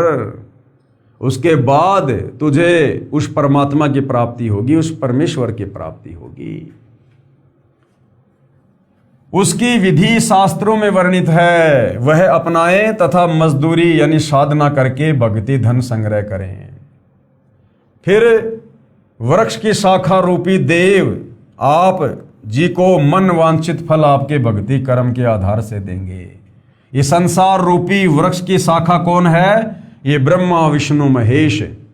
जब आप पूर्ण परमेश्वर की भक्ति रूपी वृक्ष की जड़ की पूजा करेंगे, मूल की पूजा करेंगे, कबीर परमेश्वर की पूजा करेंगे, तत्वदर्शी संत से उपदेश प्राप्त करके, तो आपके संस्कार बनेंगे और उन्हीं संस्कारों के आधार से, क्योंकि जड़ से खुराक कहाँ आती है? टहनियों में जाती है और टहनियों के फल लगते हैं। तो जब हम भक्ति रूपी वृक्ष की जड़ परम अक्षर ब्रह्म तत् ब्रह्म कबीर देव की पूजा करेंगे तो हमारे संस्कार बनकर इन्हीं ब्रह्मा विष्णु महेश के पास में आएंगे और यही ब्रह्मा विष्णु महेश फिर हमें मन वांछित फल देंगे भक्ति का। इस विधि से हमें लाभ होगा। अन्य उदाहरण बताया गुरुदेव ने, किसी संत बाबा से उसके अनुयायियों को बहुत सारे लाभ हुआ करते थे। श्रद्धालु अपनी समस्या बाबा यानी गुरुजी को बताया करते थे। गुरुजी उस कष्ट के निवारण की युक्ति बताते थे, अनुयायियों को लाभ होता था। उस बाबा की मृत्यु के पश्चात श्रद्धालुओं ने श्रद्धावश उस महात्मा की पत्थर की मूर्ति बनाकर मंदिर बनवाकर उसमें स्थापित कर दी। फिर उसकी पूजा प्रारंभ कर दी। उस मूर्ति को भोजन बनाकर भोग लगाने लगे। उसी के सामने अपने संकट निवारण की प्रार्थना करने लगे। उस मूर्ति में प्राण प्रतिष्ठित करने का भी आयोजन करते हैं। ये अंधश्रद्धा भक्ति है जो मानव जीवन की नाशक है। अब इसको और अच्छे से कैसे समझा रहे हैं पूज्य गुरुदेव भगवान? विचार करें, एक डॉक्टर यानी वैद्य था, जो भी रोगी उससे उपचार करवाता था वो स्वस्थ हो जाया करता था। डॉक्टर रोगी को रोग बताता और उसके उपचार के लिए औषधि देकर औषधि के सेवन की विधि बताया करता था। साथ में किन किन वस्तुओं का सेवन करें, किन का ना करें, सब हिदायत देता था। इस प्रकार उपचार से रोगी स्वस्थ हो जाया करते थे, जिस कारण से वह डॉक्टर उस क्षेत्र के व्यक्तियों में आदरणीय बना था। उसकी प्रसिद्धि दूर दूर तक थी। यदि उस डॉक्टर की मृत्यु के पश्चात उसकी पत्थर की मूर्ति बनाकर, मंदिर बनाकर, प्राण प्रतिष्ठित करवाकर स्थापित कर दी जाए, फिर उसके सामने रोगी खड़ा होकर अपने रोग के उपचार के लिए प्रार्थना करे, तो क्या वह पत्थर बोलेगा? क्या पहले जीवित रहते की तरह औषधि सेवन विधि तथा परहेज बताएगा? नहीं, बिल्कुल नहीं। उन रोगियों को उसी जैसा अनुभवी डॉक्टर खोजना होगा जो जीवित हो, पत्थर की मूर्ति से उपचार की इच्छा करने वाले अपने जीवन के साथ धोखा करेंगे। वे बिल्कुल भोले या बालक बुद्धि के हो सकते हैं। ठीक इसी प्रकार वर्तमान में किसी भी धर्म में, किसी भी समाज में जिन महापुरुषों के नाम पर मंदिर बना रखे हैं, गुरुद्वारे बना रखे हैं, मस्जिदें बना रखी है, चर्च बना रखे हैं, सोने की, चांदी की, धातु की या पत्थर की मूर्ति लगा रखी है, फोटोएं लगा रखी हैं, वो महापुरुष वर्तमान में धरती पर नहीं है, शरीर छोड़ के जा चुके हैं। और अब पीछे से हम उनके मंदिर बनाकर, मूर्तियां बनाकर पूजा करते हैं, मत्था टेकते हैं, उनसे लाभ इच्छा प्राप्ति के लिए तरह तरह की याचना करते हैं, चढ़ावा चढ़ाते हैं, भोग लगाते हैं। तो कहने का मतलब है अब वो शास्त्र विरुद्ध साधना बनकर रह गई है। केवल शास्त्र विरुद्ध साधना, उस पूजा के करने से, इस विधि से हमें परमात्मा से कोई लाभ किसी प्रकार का नहीं मिलेगा। जब वो महापुरुष पृथ्वी पर थे, जीवित थे, और जैसे भी भक्ति साधना उनके पास में थी, उस समय जिन जिन लोगों ने लाभ प्राप्त किया तो किया, उस महापुरुष के मरने के बाद फिर उसकी पत्थर की मूर्ति बनाकर पूजना वैसा ही है जैसे डॉक्टर के मरने के बाद उसकी मूर्ति बनाकर और उस मूर्ति के आगे खड़े होकर अपने रोग के कष्ट के लिए प्रार्थना करना मूर्खता होती है। इसलिए भाइयों और बहनों, हमने जीवित संत को खोजना होगा, और जीवित संत भी वो चाहिए जो गीता अध्याय 4 श्लोक 34 के अनुसार तत्वदर्शी हो। और तत्वदर्शी संत की भूमिका में वो कबीर परमात्मा खुद ही धरती पर प्रकट होकर ये बात बताता है। उस एकमात्र पूर्ण परमेश्वर के अलावा, परम अक्षर ब्रह्म के अलावा, कबीर देव के अलावा इस पृथ्वी में, इस सृष्टि में कोई भी संत महात्मा व्यक्ति तत्वदर्शी संत की भूमिका नहीं निभा सकता है। इसलिए वर्तमान में इस पृथ्वी पर एकमात्र तत्वदर्शी संत सतगुरु रामपाल जी हैं, और सतगुरु रामपाल जी के पास ही जन्म और मरण को समाप्त करने की औषधि है, जड़ी बूटी है, भक्ति विधि है, शास्त्र अनुकूल साधना है। दूसरा, आप जो भी प्रयत्न करोगे, जहां भी जाओगे, चाहे कोई साधु संत महात्मा आचार्य शंकराचार्य कितना ही वेल नोन क्यों ना हो, उसके पास में जन्म मरण का रोग समाप्त करने की औषधि नहीं है। वो क्या है? वे तो बिल्कुल भोले या बालक बुद्धि के हो सकते हैं।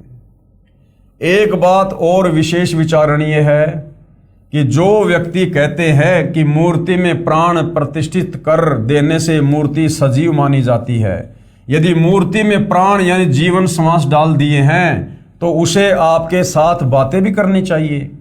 अगर आपने मूर्ति में प्राण डाल दिए तो प्राण डालने के बाद तो फिर मूर्ति ने आपसे बात करनी चाहिए भाई, क्योंकि आपने उसमें प्राण डाल दिए, मूर्ति जीवित हो गई, सजीव हो गई। फिर वो मूर्ति आपसे बात क्यों नहीं कर रही, आपकी शंकाओं का समाधान क्यों नहीं कर रही? तो ये भी आप और हमें मूर्ख बनाया जाता है। भ्रमण के लिए भी जाना चाहिए, जब प्राण डाल दिए तो मूर्ति ने फिर घूमने के लिए भी जाना चाहिए सुबह शाम, और भोजन भी खाना चाहिए। ऐसा प्राण प्रतिष्ठित कोई भी मूर्ति नहीं करती है। इससे सिद्ध हुआ कि ये अंध श्रद्धा भक्ति के अतिरिक्त कुछ भी नहीं है। अब ये शिवलिंग पूजा क्या है जिसके ऊपर ये नादान हिंदू समाज पूरी तरह से इन नादान धर्म गुरुओं के बहकाव में आकर समर्पित है? शिवलिंग पूजा, जो अपने धर्मगुरुओं द्वारा बताई गई धार्मिक साधना कर रहे हैं, वे पूर्ण रूप से संतुष्ट हैं कि यह साधना सही है, इसलिए वे अंधविश्वास यानी ब्लाइंड फेथ किए हुए हैं। इस शिवलिंग पर प्रकाश डालते हुए मुझे अत्यंत दुख व शर्म का एहसास हो रहा है। लेखक सतगुरु रामपाल जी क्या कह रहे हैं कि जो शिवलिंग पूजा है ना हिंदू समाज में, ये इतनी घटिया और बेहुदा साधना है। इस शिवलिंग की शुरुआत कैसे हुई, इसके ऊपर आप लोगों को ज्ञान देते हुए भी मुझे शर्म आ रही है, शर्म। परंतु अंधविश्वास को समाप्त करने के लिए प्रकाश डालना अनिवार्य तथा मजबूरी है। शिवलिंग क्या है? यह शिव जी की पेशाब इंद्री है। शिवलिंग क्या है? शिव जी की पेशाब इंद्री, यानी भगवान शंकर का यह प्राइवेट पार्ट है, प्राइवेट पार्ट है। शिवलिंग के चित्र में देखने से स्पष्ट होता है कि शिव का लिंग यानी प्राइवेट पार्ट और स्त्री की लिंगी यानी शिवलिंग के नीचे जो और एक पार्ट होता है वो क्या है, वो स्त्री की लिंगी है, यानी पेशाब इंद्री यानी योनि में वो प्रविष्ट है। और इसकी पूजा हिंदू श्रद्धालु कर रहे हैं। शर्म की बात है, शर्म की बात। अब शिवलिंग की पूजा कैसे प्रारंभ हुई, आपको धर्मशास्त्रों से भी पहले इसी पवित्र पुस्तक से प्रमाणित कर दिया गया है। शिवलिंग की पूजा कैसे प्रारंभ हुई। शिव महापुराण जो वेंकटेश्वर प्रेस मुंबई से छपी तथा जिसके प्रकाशक है खेमराज श्री कृष्णदास प्रकाशन बंबई, हिंदी टीकाकार अनुवादक हैं विद्यावारिधि पंडित ज्वाला प्रसाद जी मिश्र, भाग 1 में विधवेश्वर संहिता अध्याय 5 पृष्ठ 11 पर नंदिकेश्वर यानी शिव के वाहन ने बताया कि शिवलिंग की पूजा कैसे प्रारंभ हुई। अब सतगुरु रामपाल जी के ऊपर दोषारोपण मत करना कि ये शिवलिंग क्या है, शिवलिंग की पूजा कैसे शुरू हुई, ये शास्त्रों के विरुद्ध है या शास्त्रों के अनुसार है। हमारे ही धर्म ग्रंथ में श्री शिव महापुराण में लिखा हुआ है, और भगवान शंकर के वाहन नांदिया बैल जिनको नंदिकेश्वर कहते हैं वो खुद बता रहे हैं। विधवेश्वर संहिता अध्याय 5 श्लोक 27 और 30, पूर्व काल में यानी बहुत समय पहले जो पहला कल्प जो लोक में विख्यात है, उस समय महात्मा ब्रह्मा और विष्णु का परस्पर युद्ध हुआ। नंदिकेश्वर क्या कह रहे हैं कि पूर्व काल में एक बार भगवान विष्णु और भगवान ब्रह्मा जी का यानी इन दोनों भगवानों का, दोनों देवताओं का आपस में झगड़ा हो गया, युद्ध हो गया इनका। उनके मान को दूर करने को उनके बीच में उन निष्कल परमात्मा ने यानी काल ने, ज्योति निरंजन ने स्तंभ रूप अपना स्वरूप दिखाया। वो किस बात को लेकर लड़ रहे थे। ब्रह्मा जी बोला मैं तेरा बाप यानी मैं सारी सृष्टि का मालिक स्वामी। विष्णु जी बोला कि मैं तेरा बाप, मैं हूं सारी सृष्टि का मालिक। इस बात को लेकर दोनों में झगड़ा हो गया भयंकर। उधर से काल ने, ब्रह्म ने, ज्योति निरंजन ने देखा कि अगर मेरे बेटे आपस में लड़ेंगे तो मेरे भोजन का क्या होगा, क्योंकि उसको प्रतिदिन 1 लाख मानव शरीरधारी आत्माओं के सूक्ष्म शरीर से निकली वासना खाने का श्राप लगा हुआ है। उसने सोचा अगर मेरे बेटे आपस में लड़ेंगे तो प्रतिदिन फिर मैं 1 लाख प्राणी कहां से खाऊंगा। और उनको अहंकार हो गया था दोनों को कि मैं भगवान, मैं भगवान। तो उनके अहंकार को भी दूर करना था कि ब्रह्मा और विष्णु तुम भगवान नहीं हो। उस काल ने क्या किया, वो खुद तो अपने ओरिजिनल काल रूप में आता नहीं है क्योंकि उसको श्राप लगा हुआ है। उसने सौगंध खा रखी है कि मैं अपने वास्तविक काल रूप में किसी को दर्शन नहीं दूंगा। तो उसने क्या किया, उन दोनों के बीच में एक लंबा चौड़ा एक खंबा प्रकट कर दिया, स्तंभ, तेजों में नूर निकल रहा, रोशनी निकल रही उससे, उन दोनों के बीच में खड़ा कर दिया। अब वो दोनों लड़ाई झगड़ा तो भूल गए और उसके और छोर की ओर देखने लगे। एक तो नीचे चला गया, एक ऊपर चला गया। थक हार के दोनों वापस आ गए कि हमें तो इसका कोई और छोर ही दिखाई नहीं दे रहा। उसके बाद वहां पर यह काल प्रकट हो जाता, फिर अपने तीसरे पुत्र शंकर का रूप बनाकर, क्योंकि खुद के रूप में तो यह आ नहीं सकता, अपने तीसरे बेटे शंकर का रूप बनाकर फिर वहां प्रकट हो गया और अपनी पत्नी दुर्गा को पार्वती रूप बनाकर अपने साथ में लेके खड़ा हो गया। और क्या कुछ कहा। उस समय महात्मा ब्रह्मा और विष्णु का आपस में युद्ध हुआ। उनके अभिमान को दूर करने को कि मैं भगवान, मैं भगवान, उनके इस अभिमान को दूर करने को उनके बीच में उन निष्कल परमात्मा ने, कौन है ये निष्कल परमात्मा, ये काल ज्योति निरंजन, स्तंभ रूप अपना स्वरूप दिखाया। तब जगत के हित की इच्छा से निर्गुण शिव ने यानी उस काल ने उस तेजोमय स्तंभ से अपने लिंग आकार का स्वरूप दिखाया। उसके बाद उस खंबे को इस काल ने अपने प्राइवेट पार्ट, अपने लिंग के रूप में खड़ा कर दिया, बना दिया। तब जगत के हित की इच्छा से निर्गुण शिव ने उस तेजोमय स्तंभ से अपने लिंग आकार का स्वरूप दिखाया। उसी दिन से लोक में वह निष्कल शिव जी का लिंग विख्यात हुआ। अब जिसको शिवलिंग कहते हैं ना, वो इस त्रिलोकीय शिव जी का प्राइवेट पार्ट नहीं है। वो काल, ये ब्रह्मा विष्णु महेश का पिता जो अपने पुत्रों का रूप बनाकर दर्शन देता रहता है, ये उसकी चालबाजी है, उसका षड्यंत्र है।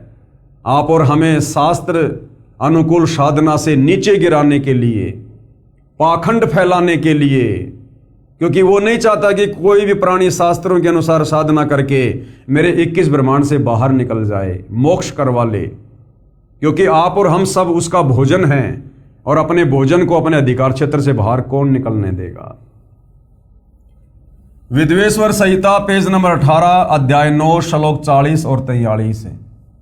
इससे मैं अज्ञात स्वरूप हूं। काल क्या बोला?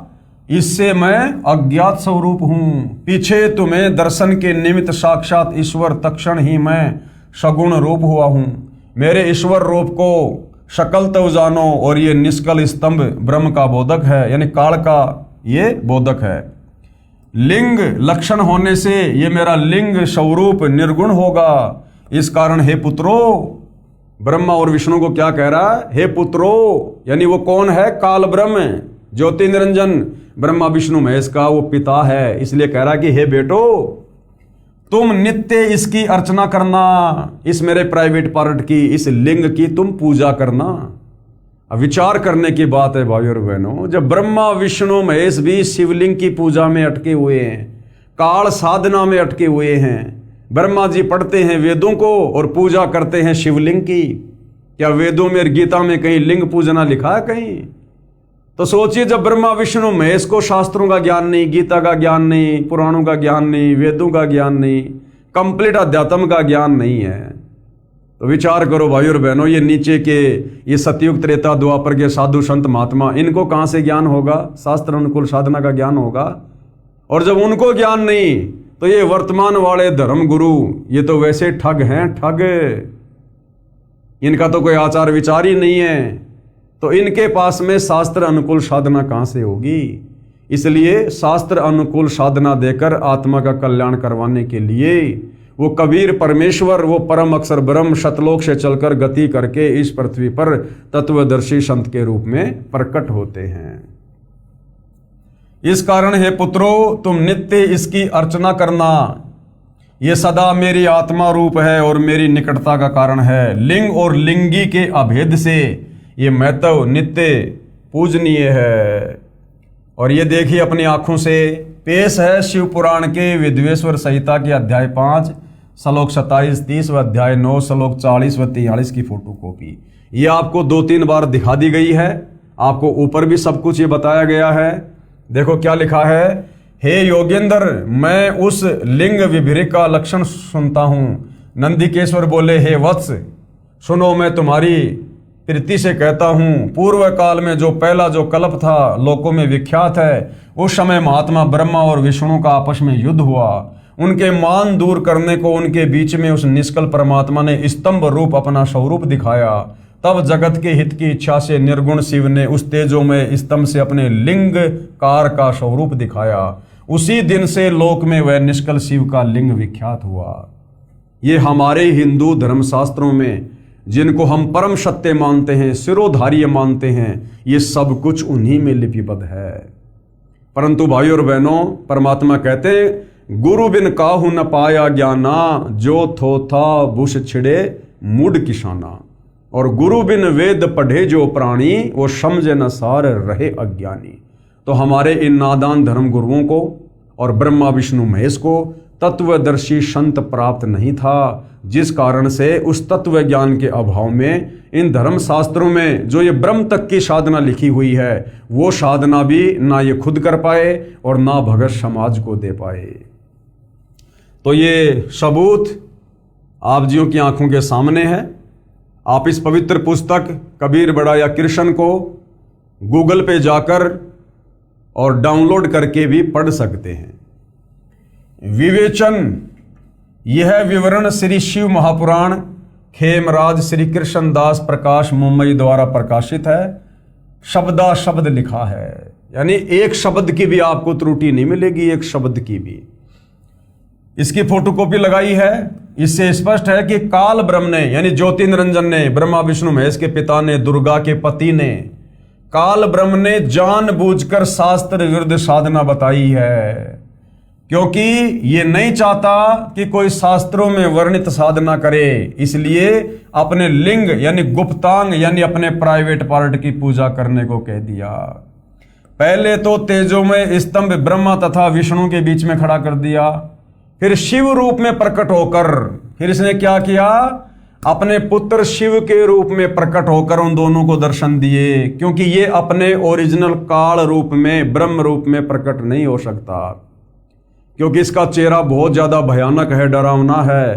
पूर्ण परमात्मा कबीर जी की तरफ से आपने सृष्टि रचना पढ़ी, इसको श्राप लगा हुआ है। इसलिए इस डर से कि कहीं मेरे ओरिजिनल स्वरूप के किसी ने दर्शन कर लिए और मेरी सत्यता का पता चल गया कि मुझे काल रूप क्यों मिला हुआ है, तो फिर मेरी जगत में कोई पूजा नहीं करेगा और मेरे तीनों पुत्र ब्रह्मा विष्णु महेश भी फिर मेरे लिए ये कार्य करना बंद कर देंगे। इस भय से वो अपने ओरिजिनल रूप में किसी को दर्शन नहीं देता। तो जब ब्रह्मा और विष्णु का युद्ध हो रहा था तो मौके का फायदा उठाकर अपने तीसरे पुत्र शंकर का रूप बनाकर वहां पर प्रकट हो गया। फिर शिव रूप में प्रकट होकर और अपनी पत्नी दुर्गा को पार्वती रूप में प्रकट कर दिया और उस तेजोमय स्तंभ को गुप्त कर दिया और अपने लिंग यानी गुप्तांग के आकार की पत्थर की मूर्ति प्रकट की तथा स्त्री के प्राइवेट पार्ट गुप्तांग लिंगी की पत्थर की मूर्ति प्रकट की। उस पत्थर के लिंग को लिंगी यानी स्त्री की योनि में प्रवेश करके, अब देखो कितनी घटिया और बेशर्म साधना है ये। यानी जो वो लिंग है वो तो है इस काल का, और जो लिंगी है नीचे जिसमें लिंग वो प्रविष्ट है वो है दुर्गा की योनि, दुर्गा की लिंगी, क्योंकि खुद ये शिवजी के रूप में प्रकट हुआ और अपनी पत्नी दुर्गा को पार्वती रूप में प्रकट किया। तो जो वो लिंग था वो तो था काल का गुप्तांग और जो लिंगी थी वो थी दुर्गा का गुप्तांग। और इस घटिया साधना को, बेहुदा साधना को हिंदू समाज, मां बहन बेटियां सरेआम सार्वजनिक तौर पर उसको पूज रही हैं, उसकी पूजा कर रही हैं और अपने गुप्तांगों को ढक के चलते हैं। अरे भगवानों के गुप्तांग की तो सरेआम सार्वजनिक पूजा कर रहे हैं और अपने गुप्तांगों को ढक के चल रहे हैं। इतना भी मतलब इल्म नहीं है। इसको कहते हैं काल प्रेरणा। इसलिए पूर्ण ब्रह्म परमात्मा कबीर देव स्वयं सच्चे संत की, सच्चे गुरु की, पूर्ण संत की, जगत गुरु की, तत्वदर्शी संत की भूमिका करके आप और हमें ये सारा भेद बताते, समझाते हैं कि नादानो तुम क्या पाखंड पूजा कर रहे हो। इस काल ने तुम्हारे को ऐसे ही भक्ति साधना के नाम पर युगों युगों से, जब से तुम सतलोक से बिछुड़ कर आए हो, तुम्हारे को ऐसे ही उलझा रखा है, क्योंकि ये किसी को भी शास्त्र अनुकूल सत साधना नहीं करने देता।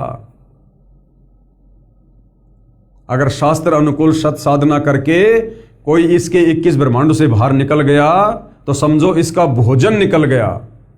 और वही जो किसान होता है ना, अपनी बोरी में से अगर 2 दाने भी गेहूं के नीचे गिर जाएं तुरंत उठा के अंदर डालता है।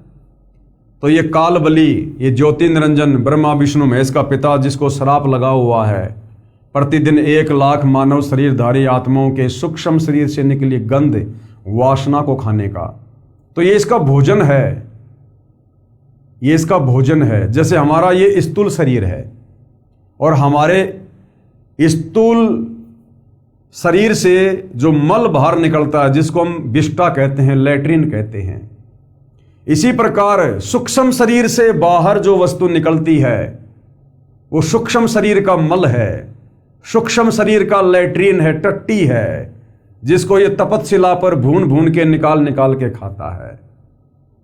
इसको इतना भयंकर श्राप लगा हुआ है। उस कर्म दंड की सजा भोग रहा है जो इसने सतलोक में गलती की थी।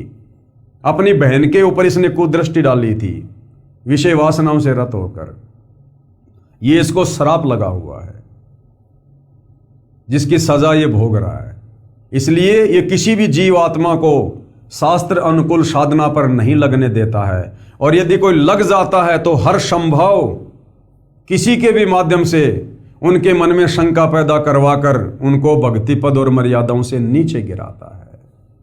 तो भाइयों और बहनों, ये तो स्वयं पूर्ण ब्रह्म परमेश्वर कबीर साहिब आते हैं और वो अपने विशेष आशीर्वाद से अपनी छत्र छाया के नीचे अपने आत्माओं को ये सत्य ज्ञान देकर भक्ति करवाते हैं। अन्यथा इस काल के लोक में तो कोई वेदों के अनुसार साधना भी नहीं कर सकता। पांचवें वेद सूक्ष्म वेद के अनुसार साधना करना और फिर तत्वदर्शी संत की मर्यादाओं में रहना, जो मर्यादा इस काल के लोक के विधान के विपरीत हैं, बुराइयों से बचने वाली वो बातें हैं, वो नियम हैं, इस काल बलि को कैसे रास आएगा? ये हर संभव कोशिश करता है, लेकिन वो पूर्ण ब्रह्म परमेश्वर कबीर साहेब जो तत्वदर्शी संत की भूमिका करते हैं, उसके आगे इस काल बलि का जोर नहीं चलता। इसलिए हम भगत भाई बहन वर्तमान में ये सत साधना कर रहे हैं, अन्यथा ये यहां पर किसी की भी साधना को परिपूर्ण नहीं होने देता।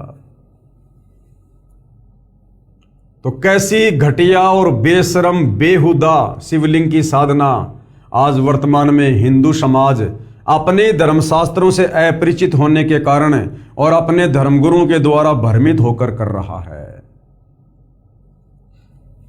उस पत्थर के लिंग को लिंगी यानी स्त्री की योनि में प्रवेश करके ब्रह्मा तथा विष्णु से कहा कि ये लिंग तथा लिंगी अभेद रूप है, यानी इन दोनों को ऐसे ही रखकर नित्य पूजा करना। तो बताइए भाई और बहनों, ब्रह्मा विष्णु महेश को भी सत साधना का नहीं पता, ये भी शिवलिंग की पूजा करते हैं, पाखंड पूजा। इसके पश्चात ये बेशरम पूजा सब हिंदुओं में देखा देखी चल रही है। आप मंदिर में शिवलिंग को देखना, उसके चारों ओर स्त्री इंद्री का चित्र है जिसमें शिवलिंग प्रविष्ट दिखाई देता है। ये पूजा काल ब्रह्म ने प्रचलित करके मानव समाज को दिशाहीन कर दिया, वेदों तथा गीता के विपरीत साधना बता दी। आप जिन्हें ऊपर शिव पुराण भाग 1 में विद्वेश्वर संहिता के पेज नंबर 11 पर अध्याय 5 श्लोक 27 और 30 में पढ़ा कि शिव ने जो तेजोमय स्तंभ खड़ा किया था, फिर उस स्तंभ को गुप्त करके पत्थर को अपने लिंग यानी गुप्तांग का आकार दे दिया और बोला कि इसकी पूजा किया करो।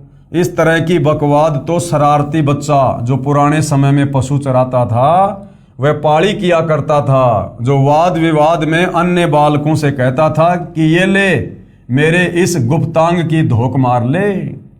यही दशा शिवलिंग की पूजा बताने वाले काल ब्रह्म यानी सदाशिव की है, जो ब्रह्मा विष्णु तथा शिव जी के पूज्य पिताजी है और अपने प्राइवेट पार्ट यानी लिंग की धोख मरवा रहे हैं। धोख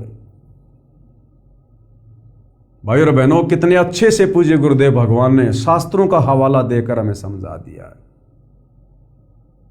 अरे हम मनुष्य हैं, परमात्मा ने हमें अपने स्वरूप में नवाजा है, हमें 184 योनियों के प्राणियों से भिन्न ये बुद्धि प्रदान की है। हम सोच सकते हैं, विचार कर सकते हैं, चिंतन मनन कर सकते हैं, सही गलत का निर्णय कर सकते हैं, शास्त्रों को पढ़कर समझ सकते हैं। लेकिन हम क्या कर रहे हैं? ये शिवलिंग पूजा, पाखंड पूजा। और किस लिए? इन धर्म शास्त्रों की जानकारी ना होने के कारण, क्योंकि धर्म शास्त्रों को पढ़ने और पढ़कर ज्ञान बताने का ठेका हमने धर्म गुरुओं को दे रखा है और धर्म गुरुओं के पास में तत्व ज्ञान नहीं है, जिस कारण से ये निष्कर्ष नहीं निकाल पाए कि ये हमारे पवित्र सदग्रंथ हमें कौन सी साधना करने के लिए और कौन सी साधना को त्यागने के लिए कह रहे हैं। और हमने आंख बंद करके नादान धर्मगुरुओं पर विश्वास कर लिया कि भैया ये तो बहुत बड़े विद्वान हैं, संस्कृत के प्रकांड ज्ञाता हैं, ये तो बचपन से संस्कृत पढ़ रहे हैं, नालंदा से पढ़ के आए हैं, हमें इनसे ज्यादा ज्ञान कहां हो सकता है।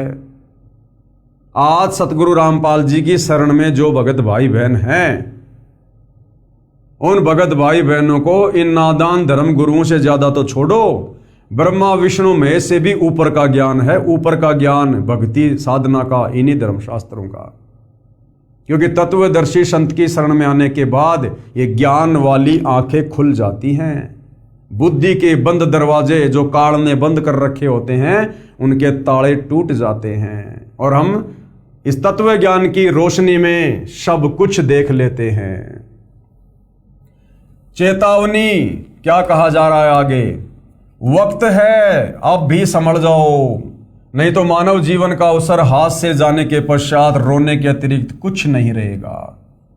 अगर एक बार ये मनुष्य जन्म छूट गया, हाथ से निकल गया, और ये कब छूट जाए इसका कोई निर्धारित समय भी नहीं है। कब किसी बीमारी से मर जाए, रोग से मर जाए, एक्सीडेंट में मर जाए, हार्ट अटैक आ जाए, यात्रा करते समय दुर्घटना में मर जाए, कोई भरोसा नहीं है। यदि इस मनुष्य शरीर के रहते रहते तत्वदर्शी संत से उपदेश लेकर साधना कर ली तो भैया कुछ प्राप्त कर लोगे। अन्यथा एक बार यदि ये शरीर हाथ से निकल गया, उसके बाद ये बार बार मनुष्य जन्म नहीं मिलता। ये बार बार तुम्हें मौज मस्ती करने के लिए ये अनमोल शरीर नहीं मिलेगा। फिर पाछे तू पशुआ कीजिए गद्दा बैल बनाई, और ये 56 भोग कहाँ मन बोरे, कित कुरड़ी चरने जाई। फिर अगले जन्म में गधा बना दिया जाएगा, कुत्ता, सूअर, बैल, भैंस, मक्खी, मच्छर, लोमड़ी। फिर अपना कर्म भोगेंगे। कर्म जैसे कर्म हमने, जैसी पाखंड पूजा हमने इस मनुष्य शरीर में की है। फिर लंबा समय हो जाएगा, बहुत लंबा समय, लक 84 में यातना भोगनी पड़ेगी। तो चेतावनी दे रहे हैं पूज्य गुरुदेव भगवान कि वक्त है, अब भी संभल जाओ, नहीं तो मानव जीवन का अवसर हाथ से जाने के पश्चात रोने के अलावा कुछ नहीं रहेगा। गीता व वेदों का ज्ञान परम अक्षर ब्रह्म का बताया हुआ है, इसलिए वह शास्त्र प्रमाणित होने से लाभदायक है। आप देखिए ये शिवलिंग का चित्र, ये देखिएगा भाई और बहनों, ये शिवलिंग का चित्र है। जब ब्रह्मा और विष्णु जी का आपस में झगड़ा हो रहा था तो काल ने वहां पर एक तेजोमय स्तंभ खड़ा कर दिया, और कुछ समय के बाद में उस तेजोमय स्तंभ को अपने लिंग का आकार दे दिया। ये जो आप देख रहे हैं ये ज्योति निरंजन काल का ये लिंग है, प्राइवेट पार्ट है, गुप्तांग है।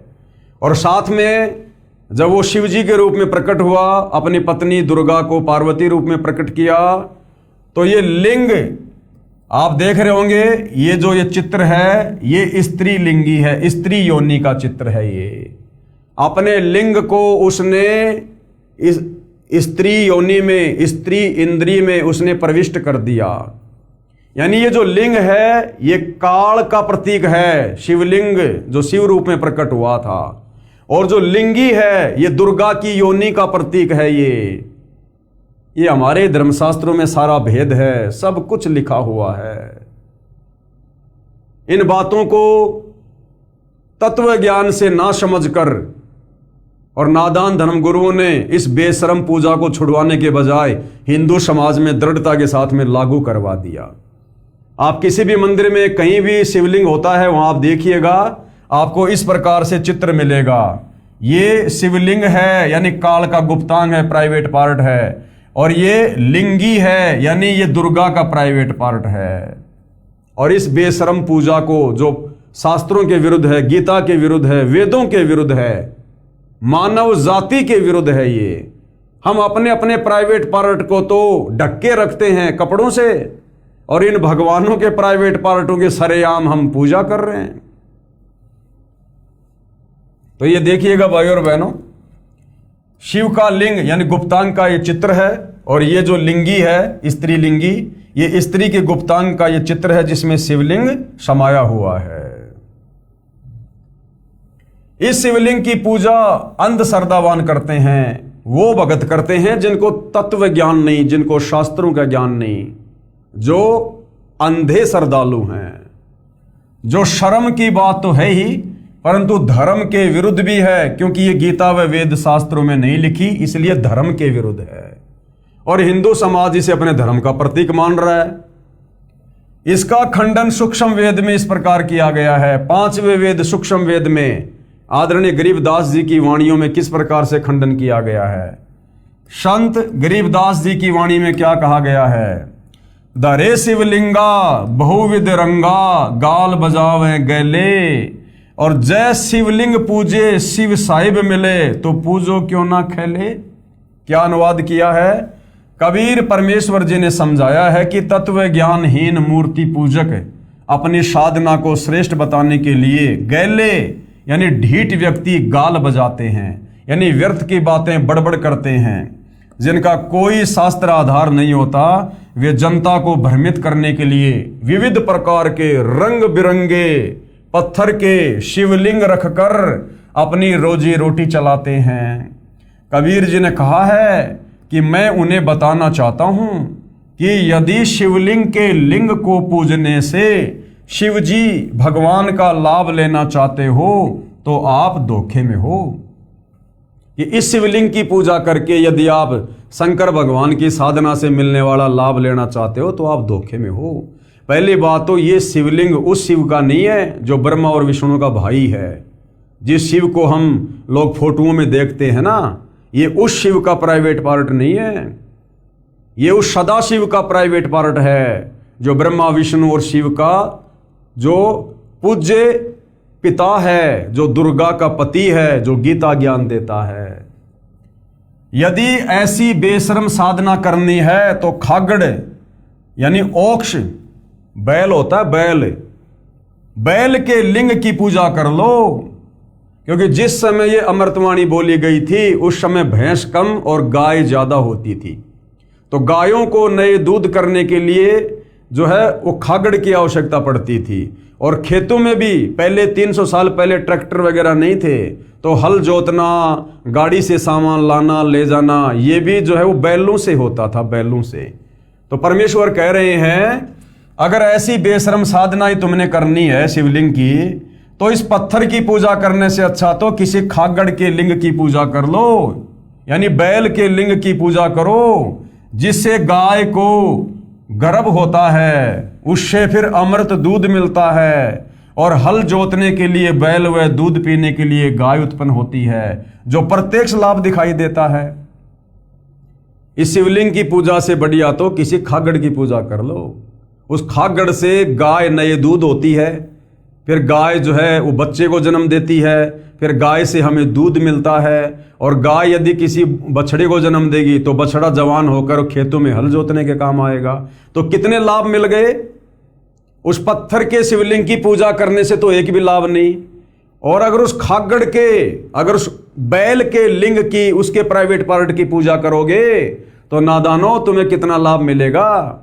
यानी हमारा भ्रम तोड़ने के लिए परमात्मा हमें इस प्रकार से उदाहरण दे रहे हैं कि तुम्हारे उस पत्थर के शिवलिंग से बढ़िया तो कम से कम वो बैल पाल लो अपने घर में, उस बैल को चारा खिलाओ जो आगे चलकर गाय को नए दूध करेगा, एक बच्चा जन्म लेगा, बच्चा खेतों में हल जोतने के काम आएगा, गाय जो है दूध देगी, दूध से दही बनेगा, घी बनेगा, छाछ बनेगी, बढ़िया बढ़िया मिठाइयां बनेगी। वो प्रत्यक्ष लाभ है तुम्हारे सामने, और तुम पूज रहे हो इस पत्थर के लिंग को जो किसी प्रकार से कोई लाभ नहीं दे सकता। अर्थात अपने प्यारे बच्चों को परमात्मा समझाने के लिए थोड़ा इस प्रकार का यह कठोर उदाहरण देकर समझा रहे हैं। यदि ऐसी बेशर्म साधना करनी है तो खागड़ यानी ओक्ष यानी उसके लिंग की पूजा करो, जिससे गाय को गर्भ होता है, उसे अमृत दूध मिलता है, हल जोतने के लिए बैल व दूध पीने के लिए गाय उत्पन्न होती है, जो प्रत्यक्ष लाभ दिखाई देता है। आपको पता है कि खागड़ के लिंग से कितना लाभ मिलता है, फिर भी उसकी पूजा नहीं कर सकते क्योंकि यह बेशर्म कार्य है। उस खागड़ के प्राइवेट पार्ट से कितना लाभ हो रहा है, फिर भी कोई व्यक्ति उसके लिंग को नहीं पूजता। क्यों? नहीं, ये तो बेशर्मों का काम है, ये तो बेशर्मी की काम है ये। और ये क्या है फिर? और तुम सरेआम उन भगवानों के लिंग को पूज रहे हो पत्थर का बनाकर, जो कोई लाभ भी नहीं दे सकता। वो बेशर्मी की बात नहीं है, उससे तुम्हें शर्म नहीं आती है। तो भाइयों और बहनों, ये तत्व ज्ञान की कमी है, हमारे नादान धर्म गुरुओं की कमी है। इन्होंने हमारे को बेशर्म पूजा के ऊपर आरूढ़ कर रखा है। और सबसे बड़ी कमी हम हिंदू श्रद्धालुओं की, जो हमने अपने शास्त्रों को नहीं पढ़ा। अरे बच्चा स्कूल में जाता है, और स्कूल जाकर बच्चा यदि अपने पाठ्यक्रम को नहीं पढ़ेगा तो बच्चा जीवन में कैसे सफल होगा। इसी प्रकार हम भक्ति भी कर रहे हैं और अपने धर्मशास्त्रों को कभी हम देख भी नहीं रहे, तो हम कैसे भक्ति मार्ग में सफल होंगे। इससे स्पष्ट है कि आप अंधश्रद्धावानों को यही नहीं पता कि यह पत्थर का बना शिवलिंग व जिसमें यह प्रविष्ट दिखाया है ये क्या है। यदि आपको पता होता तो इसको एक आंख भी नहीं देखते, पूजा तो बहुत दूर की कौड़ी है। अब ये शास्त्र विरुद्ध साधना करने की मन में प्रेरणा कौन करता है? ये काल करता है। ब्रह्मा विष्णु महेश का पिता ज्योति निरंजन करता है। क्यों करता है? कारण आपको सृष्टि रचना से बता दिया गया है। इसको प्रतिदिन 1 लाख मानव शरीरधारी आत्माओं के सूक्ष्म शरीर से निकली वासना खाने का श्राप लगा हुआ है। और ये नहीं चाहता कि मेरे 21 ब्रह्मांड से कोई भी प्राणी सत साधना करके, तत्वदर्शी संत की शरण में आकर, शास्त्र अनुकूल साधना करके, आजीवन मर्यादा में रहकर और वापस सतलोक चला जाए। गीता अध्याय 18 श्लोक 62 में ये खुद कह रहा है कि तू सर्वभाव से उस परमेश्वर की शरण में जा, जहां जाने के बाद फिर साधक लौटकर कभी संसार में वापस नहीं आता। तो ये नहीं चाहता कि कोई भी उस परमपिता परमेश्वर की भक्ति साधना कर ले और मेरे 21 ब्रह्मांड से मुक्त होकर मोक्ष प्राप्त करके सतलोक चला जाए। अपने भोजन को आसानी से कोई भी बाहर नहीं जाने देता है। इसलिए शास्त्र विरुद्ध साधना की प्रेरणा भी काल ब्रह्म करता है। जैसे लिंग यानी शिवलिंग को लिंगी में प्रवेश पत्थर की मूर्ति की पूजा काल ब्रह्म ने प्रारंभ करवाई, इसी प्रकार शास्त्र विधि से भी भ्रमित यही करता है। प्रमाण है श्री विष्णु पुराण 3रा अंश अध्याय 17 श्लोक 1 से 44 तथा अध्याय 18 श्लोक 1 से 36 में। और किस प्रकार से ये काल ब्रह्म शास्त्र अनुकूल साधना से आत्माओं को भ्रमित करता है। काल जाल का अन्य प्रमाण ध्यान से देखिएगा। श्री विष्णु पुराण के 3रे अंश के अध्याय 17 श्लोक 1 से 44 तथा अध्याय 18 श्लोक 1 से 36 में पेज नंबर 125 से 221 पर लिखा है कि देवता तथा राक्षस दोनों ही वैदिक धर्म अनुसार यानी वेदों के अनुसार साधना किया करते थे। एक समय दोनों का 100 दिव्य वर्ष तक युद्ध हुआ। देवता पराजित हो गए। देवताओं ने क्षीर समुद्र के उत्तरीय तट पर जाकर तपस्या की और भगवान विष्णु की आराधना के लिए इस स्तव का गान किया।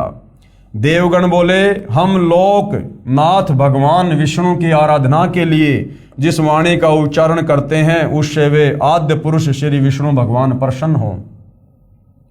अध्याय 17 मंत्र 11 उस ब्रह्म स्वरूप को जो निराकार है, उस ब्रह्म स्वरूप को नमस्कार है, यानी उस काल को नमस्कार है। हे पुरुषोत्तम, आपका तो क्रूरता और माया से युक्त घोर तपोमय रूप है।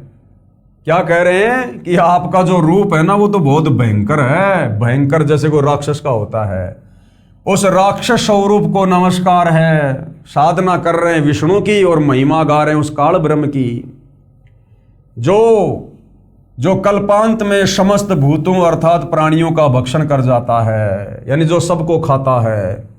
आपके उस काल स्वरूप को नमस्कार, जो प्रलय काल में देवता आदि समस्त प्राणियों का भक्षण करके नृत्य करता है। अब बताओ, जो प्राणियों का भक्षण करता है, जीवों को खाता है, उसी की आराधना हमारे देवता कर रहे हैं। ये तो हमारे देवताओं का तत्व ज्ञान है। आपके उस रुद्र स्वरूप को नमस्कार है। विष्णु पुराण 3रे अंश अध्याय 17 के श्लोक 11 से 34 तक स्रोत के समाप्त हो जाने पर देवताओं ने श्री हरि को हाथ में शंख चक्र गदा लिए गरुड़ पर आरूढ़ सम्मुख विराजमान देखा। यानी वो काल ब्रह्म ज्योति निरंजन वो श्री विष्णु का रूप बनाकर देवताओं के सामने प्रकट हो गया। देवताओं की प्रार्थना सुनकर भगवान विष्णु ने यानी विष्णु रूप में काल आ गया, अपने शरीर से वचन शक्ति से एक माया मोह नाम का व्यक्ति उत्पन्न किया और कहा कि वह माया मोह दैत्यों को वेद मार्ग की साधना से हटाकर मनमुखी साधना पर आरूढ़ कर देगा। ऐसे ये काल हमें भक्ति से भटकाता है। अब जो राक्षस थे, जो दैत्य थे, वो वेदों के अनुसार साधना कर रहे थे और देवता वेदों के अनुसार साधना नहीं कर रहे थे, तो देवताओं की शक्ति कमजोर हो गई और राक्षस जो वेदों के अनुसार साधना कर रहे थे वो ज्यादा शक्तिशाली हो गए और राक्षसों ने देवताओं को हरा दिया और देवताओं ने मिलकर उस काल ब्रह्म की आराधना की। विष्णु रूप में काल प्रकट हो गया और काल ने क्या कहा कि मैंने ये माया मोह नाम का एक व्यक्ति उत्पन्न कर दिया है और ये व्यक्ति वेदों के अनुसार साधना कर रहे उन राक्षसों को भटका देगा, उनसे मनमुखी साधना शुरू करवा देगा, लोभ लालच देकर जैसे भी है। और वो देवता धीरे धीरे धीरे धीरे वैदिक साधना से दूर हो जाएंगे और मनमाना आचरण करने के चलते वो धीरे धीरे उनकी शक्ति कमजोर हो जाएगी, फिर उसके ऊपर हमला कर देना और वापस अपना राज्य प्राप्त कर लेना। अब बताओ, वो राक्षस बेचारे वेदों के अनुसार साधना कर रहे थे, सही कर रहे थे ना वो, लेकिन जबरदस्ती ये काल माया मोह नाम का व्यक्ति उत्पन्न करके उस माया मोह नाम के उस व्यक्ति को अपनी सिद्धियां देकर और जबरदस्ती फिर वेदों के विरुद्ध साधना शुरू करवा रहा है। तो ये खुद भटकाता है वैदिक साधना से, शास्त्र अनुकूल साधना से। देवताओं की प्रार्थना सुनकर भगवान विष्णु ने अपने शरीर से वचन शक्ति से एक माया मोह को उत्पन्न किया तथा कहा कि वह माया मोह दैत्यों को वेद मार्ग की साधना से हटाकर मनमुखी साधना पर आरूढ़ कर देगा। और गीता अध्याय 16 श्लोक 23 में लिखा कि जो व्यक्ति शास्त्र विरुद्ध साधना करता है, जो व्यक्ति शास्त्र विधि को त्याग कर मनमाना आचरण करेगा, उसको ना कोई लाभ होगा, ना कोई भक्ति शक्ति जमा होगी और अंत में उसकी दुर्गति होगी। तो ये काम काल ने कहा कि मैं शुरू करवा दूंगा, जिस कारण से दैत्य यानी राक्षस भक्तिहीन हो जाएंगे। तब तुम देवता उन्हें मार डालना। ऐसा ही हुआ, माया मोह ने सर्व दैत्यों यानी राक्षसों को वैदिक मार्ग से विचलित करके मनमुखी साधना पर आरूढ़ कर दिया। कुछ समय पश्चात देवता तपस्या करके यानी बैटरी चार्ज करके दैत्यों के साथ युद्ध करने के लिए उपस्थित हुए और दैत्यों ने तपस्या करनी त्याग दी थी, जिससे उनमें सिद्धि शक्ति नहीं रही, उनकी बैटरी चार्ज नहीं हुई। इस कारण से देवताओं ने दैत्यों को मार डाला। उपरोक्त विष्णु पुराण के उल्लेख का निष्कर्ष अब गुरुदेव हमें कह रहे हैं कि इसका सारांश क्या है।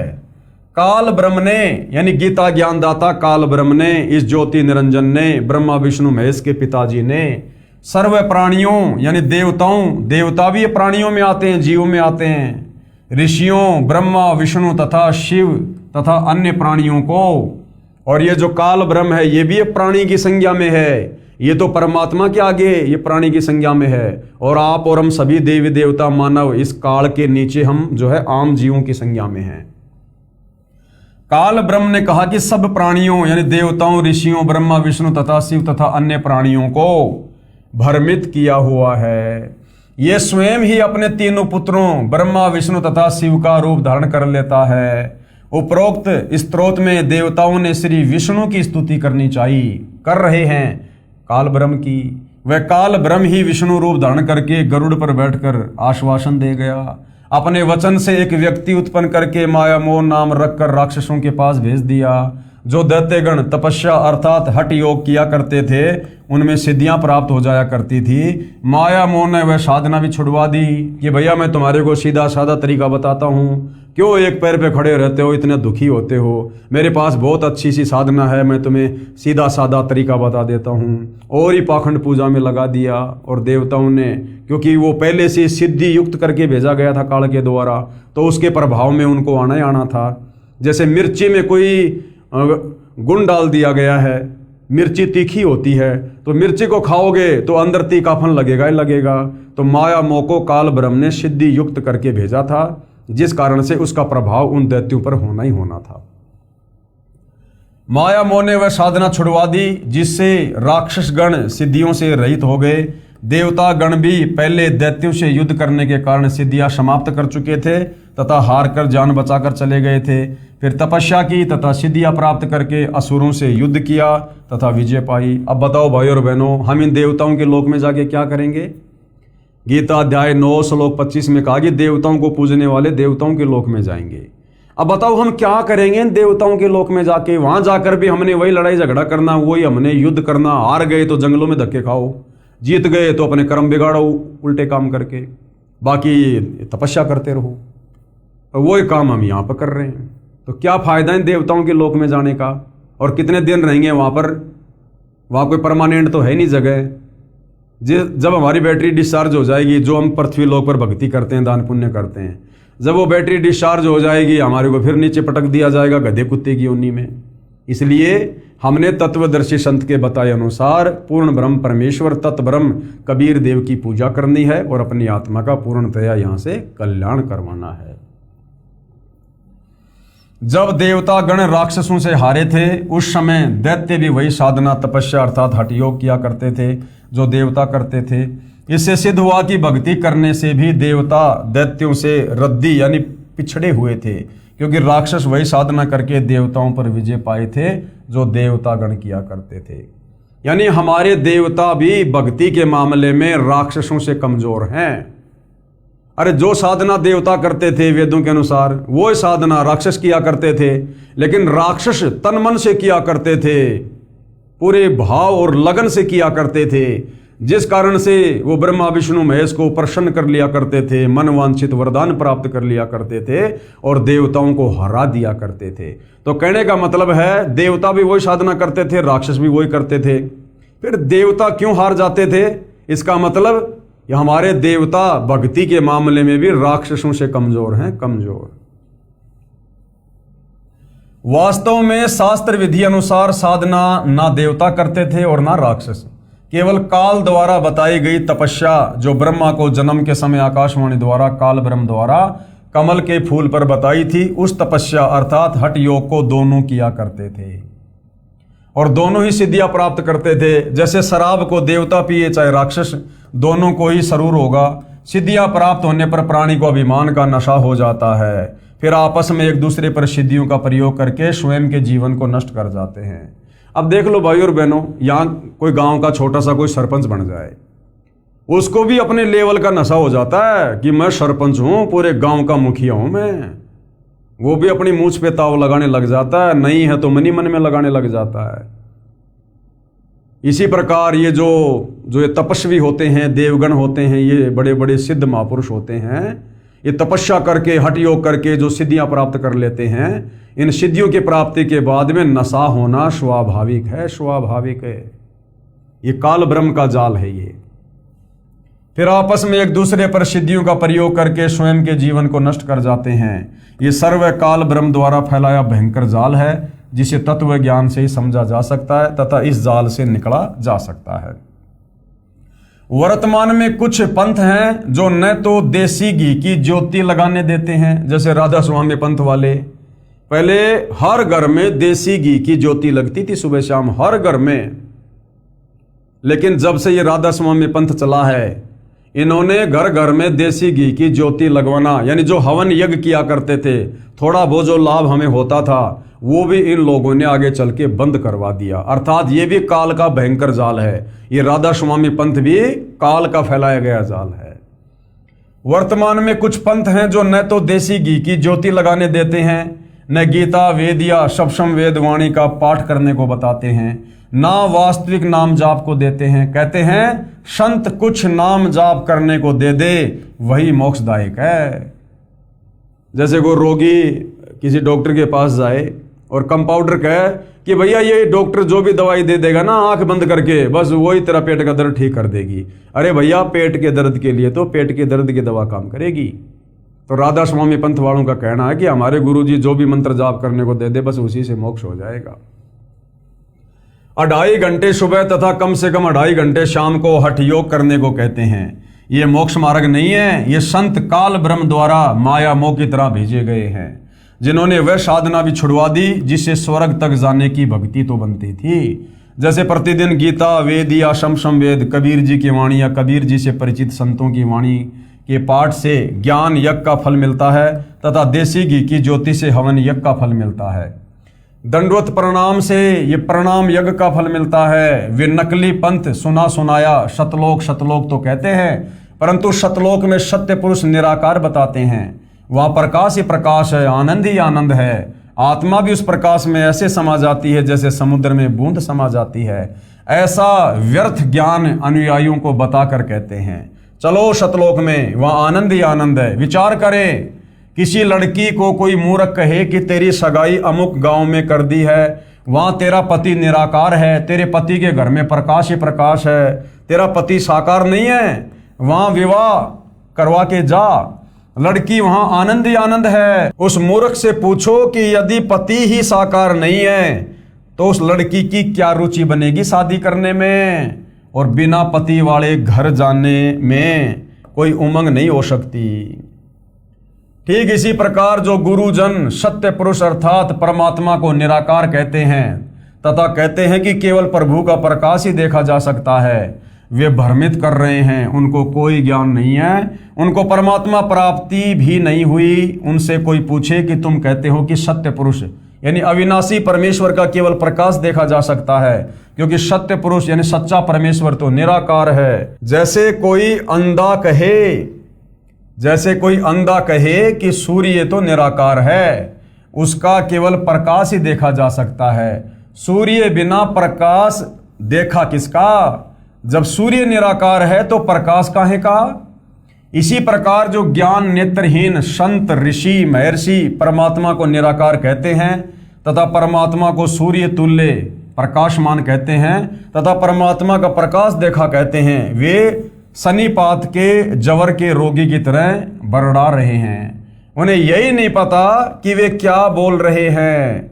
वे सर्व काल ब्रह्म के द्वारा भेजे गए मोह माया जैसे भ्रमित करने वाले दूत हैं, जिन्होंने भोली आत्माओं को उल्टा पाठ पढ़ाकर दिशा भ्रष्ट कर दिया है। तो भाइयों और बहनों, वर्तमान में ये जितने भी धर्म गुरु हैं, एकमात्र परम पूज्य सतगुरु रामपाल जी को छोड़कर, चाहे राधा स्वामी पंथ है, चाहे धन धन सतगुरु पंथ है, चाहे जय गुरुदेव पंथ है, चाहे निरंकार पंथ है, चाहे ये श्री सतपाल जी महाराज वाला पंथ है, कितने भी पंथ हैं, चाहे ये 12 पंथ ये कबीर जी के नाम से जो चले हुए हैं, ये हैं, ये सब के सब उस काल ब्रह्म के द्वारा जिस प्रकार उन दैत्यों से शास्त्र अनुकूल साधना छुड़वाने के लिए भेजा गया था, इसी प्रकार वर्तमान में ये सर्व पंथों के सर्व धर्म गुरु ये काल के द्वारा भेजे गए मोह माया नामक उस व्यक्ति के रूप की तरह समझ लेना। काल बलि ने केवल इस कलयुग की बिचली पीढ़ी में आप और हम आत्माओं को शास्त्र विरुद्ध साधना पर आरूढ़ करने के लिए ये सारे संत काल अपने दूत के रूप में भेजे हुए हैं। इस बात का भली भांति आकलन आपको उस समय होगा जब आप सतगुरु रामपाल जी के प्रवचन सुनेंगे, उनके द्वारा लिखी पवित्र शास्त्र प्रमाणित पुस्तकों को पढ़ेंगे। एक एक चीज को उन्होंने क्लियर किया है, एक एक चीज को। तो भाइयों और बहनों, ये तमाम जानकारी, ये तमाम बातें जनता की अदालत में जनता की रुचि को देखते हुए जो सवाल हिंदू धर्म की जनता कर रही है, उस अदालत में खड़े होकर कबीर जी के वकील सतगुरु रामपाल जी हिंदू धर्म शास्त्रों से प्रमाणित कर रहे हैं और जनता भली भांति सत्य से परिचित हो रही है, अपनी आंखों से सर्व सच्चाई देख रही है। और आज जनता शिक्षित है, पढ़ी लिखी है, सर्व धर्मशास्त्र हमारे समक्ष हैं, टीवी चैनल हैं, ये प्रोजेक्टर हैं, हर प्रकार से हम जान सकते हैं, समझ सकते हैं। तो अब आने वाले समय में भाइयों और बहनों, ये जो अंधकार फैला हुआ था शास्त्र विरुद्ध साधना का, जो माया मोह रूप में इन काल के द्वारा भेजे गए नकली पंथों के संतों ने जो फैला रखा था, अब सतगुरु रामपाल जी के तत्व ज्ञान की रोशनी के आगे ये पूरी तरह से समाप्त हो जाएगा। तो भाइयों और बहनों, जनता की अदालत में शास्त्रों को दिखा दिखाकर और शास्त्र अनुकूल साधना बताने के लिए ये बातें इसी प्रकार से जारी रहेंगी। तो आज के इस एपिसोड में हम केवल इतना ही लेंगे। कल हम जनता की अदालत में फिर उपस्थित होंगे। आगे जनता और क्या क्या सवाल करेगी अध्यात्म को लेकर, और कबीर परमेश्वर जी के वकील सतगुरु रामपाल जी किस प्रकार से हिंदू धर्मशास्त्रों को दिखाकर जनता की शंकाओं का समाधान करेंगे, ये हम अगले एपिसोड में देखेंगे। तब तक पूज्य गुरुदेव भगवान हम सबको आज्ञा दे, आशीर्वाद दे, सद्बुद्धि दे, हमारा मार्गदर्शन करे। बंदी छोड़ सतगुरु रामपाल जी परमेश्वर जी की जय हो।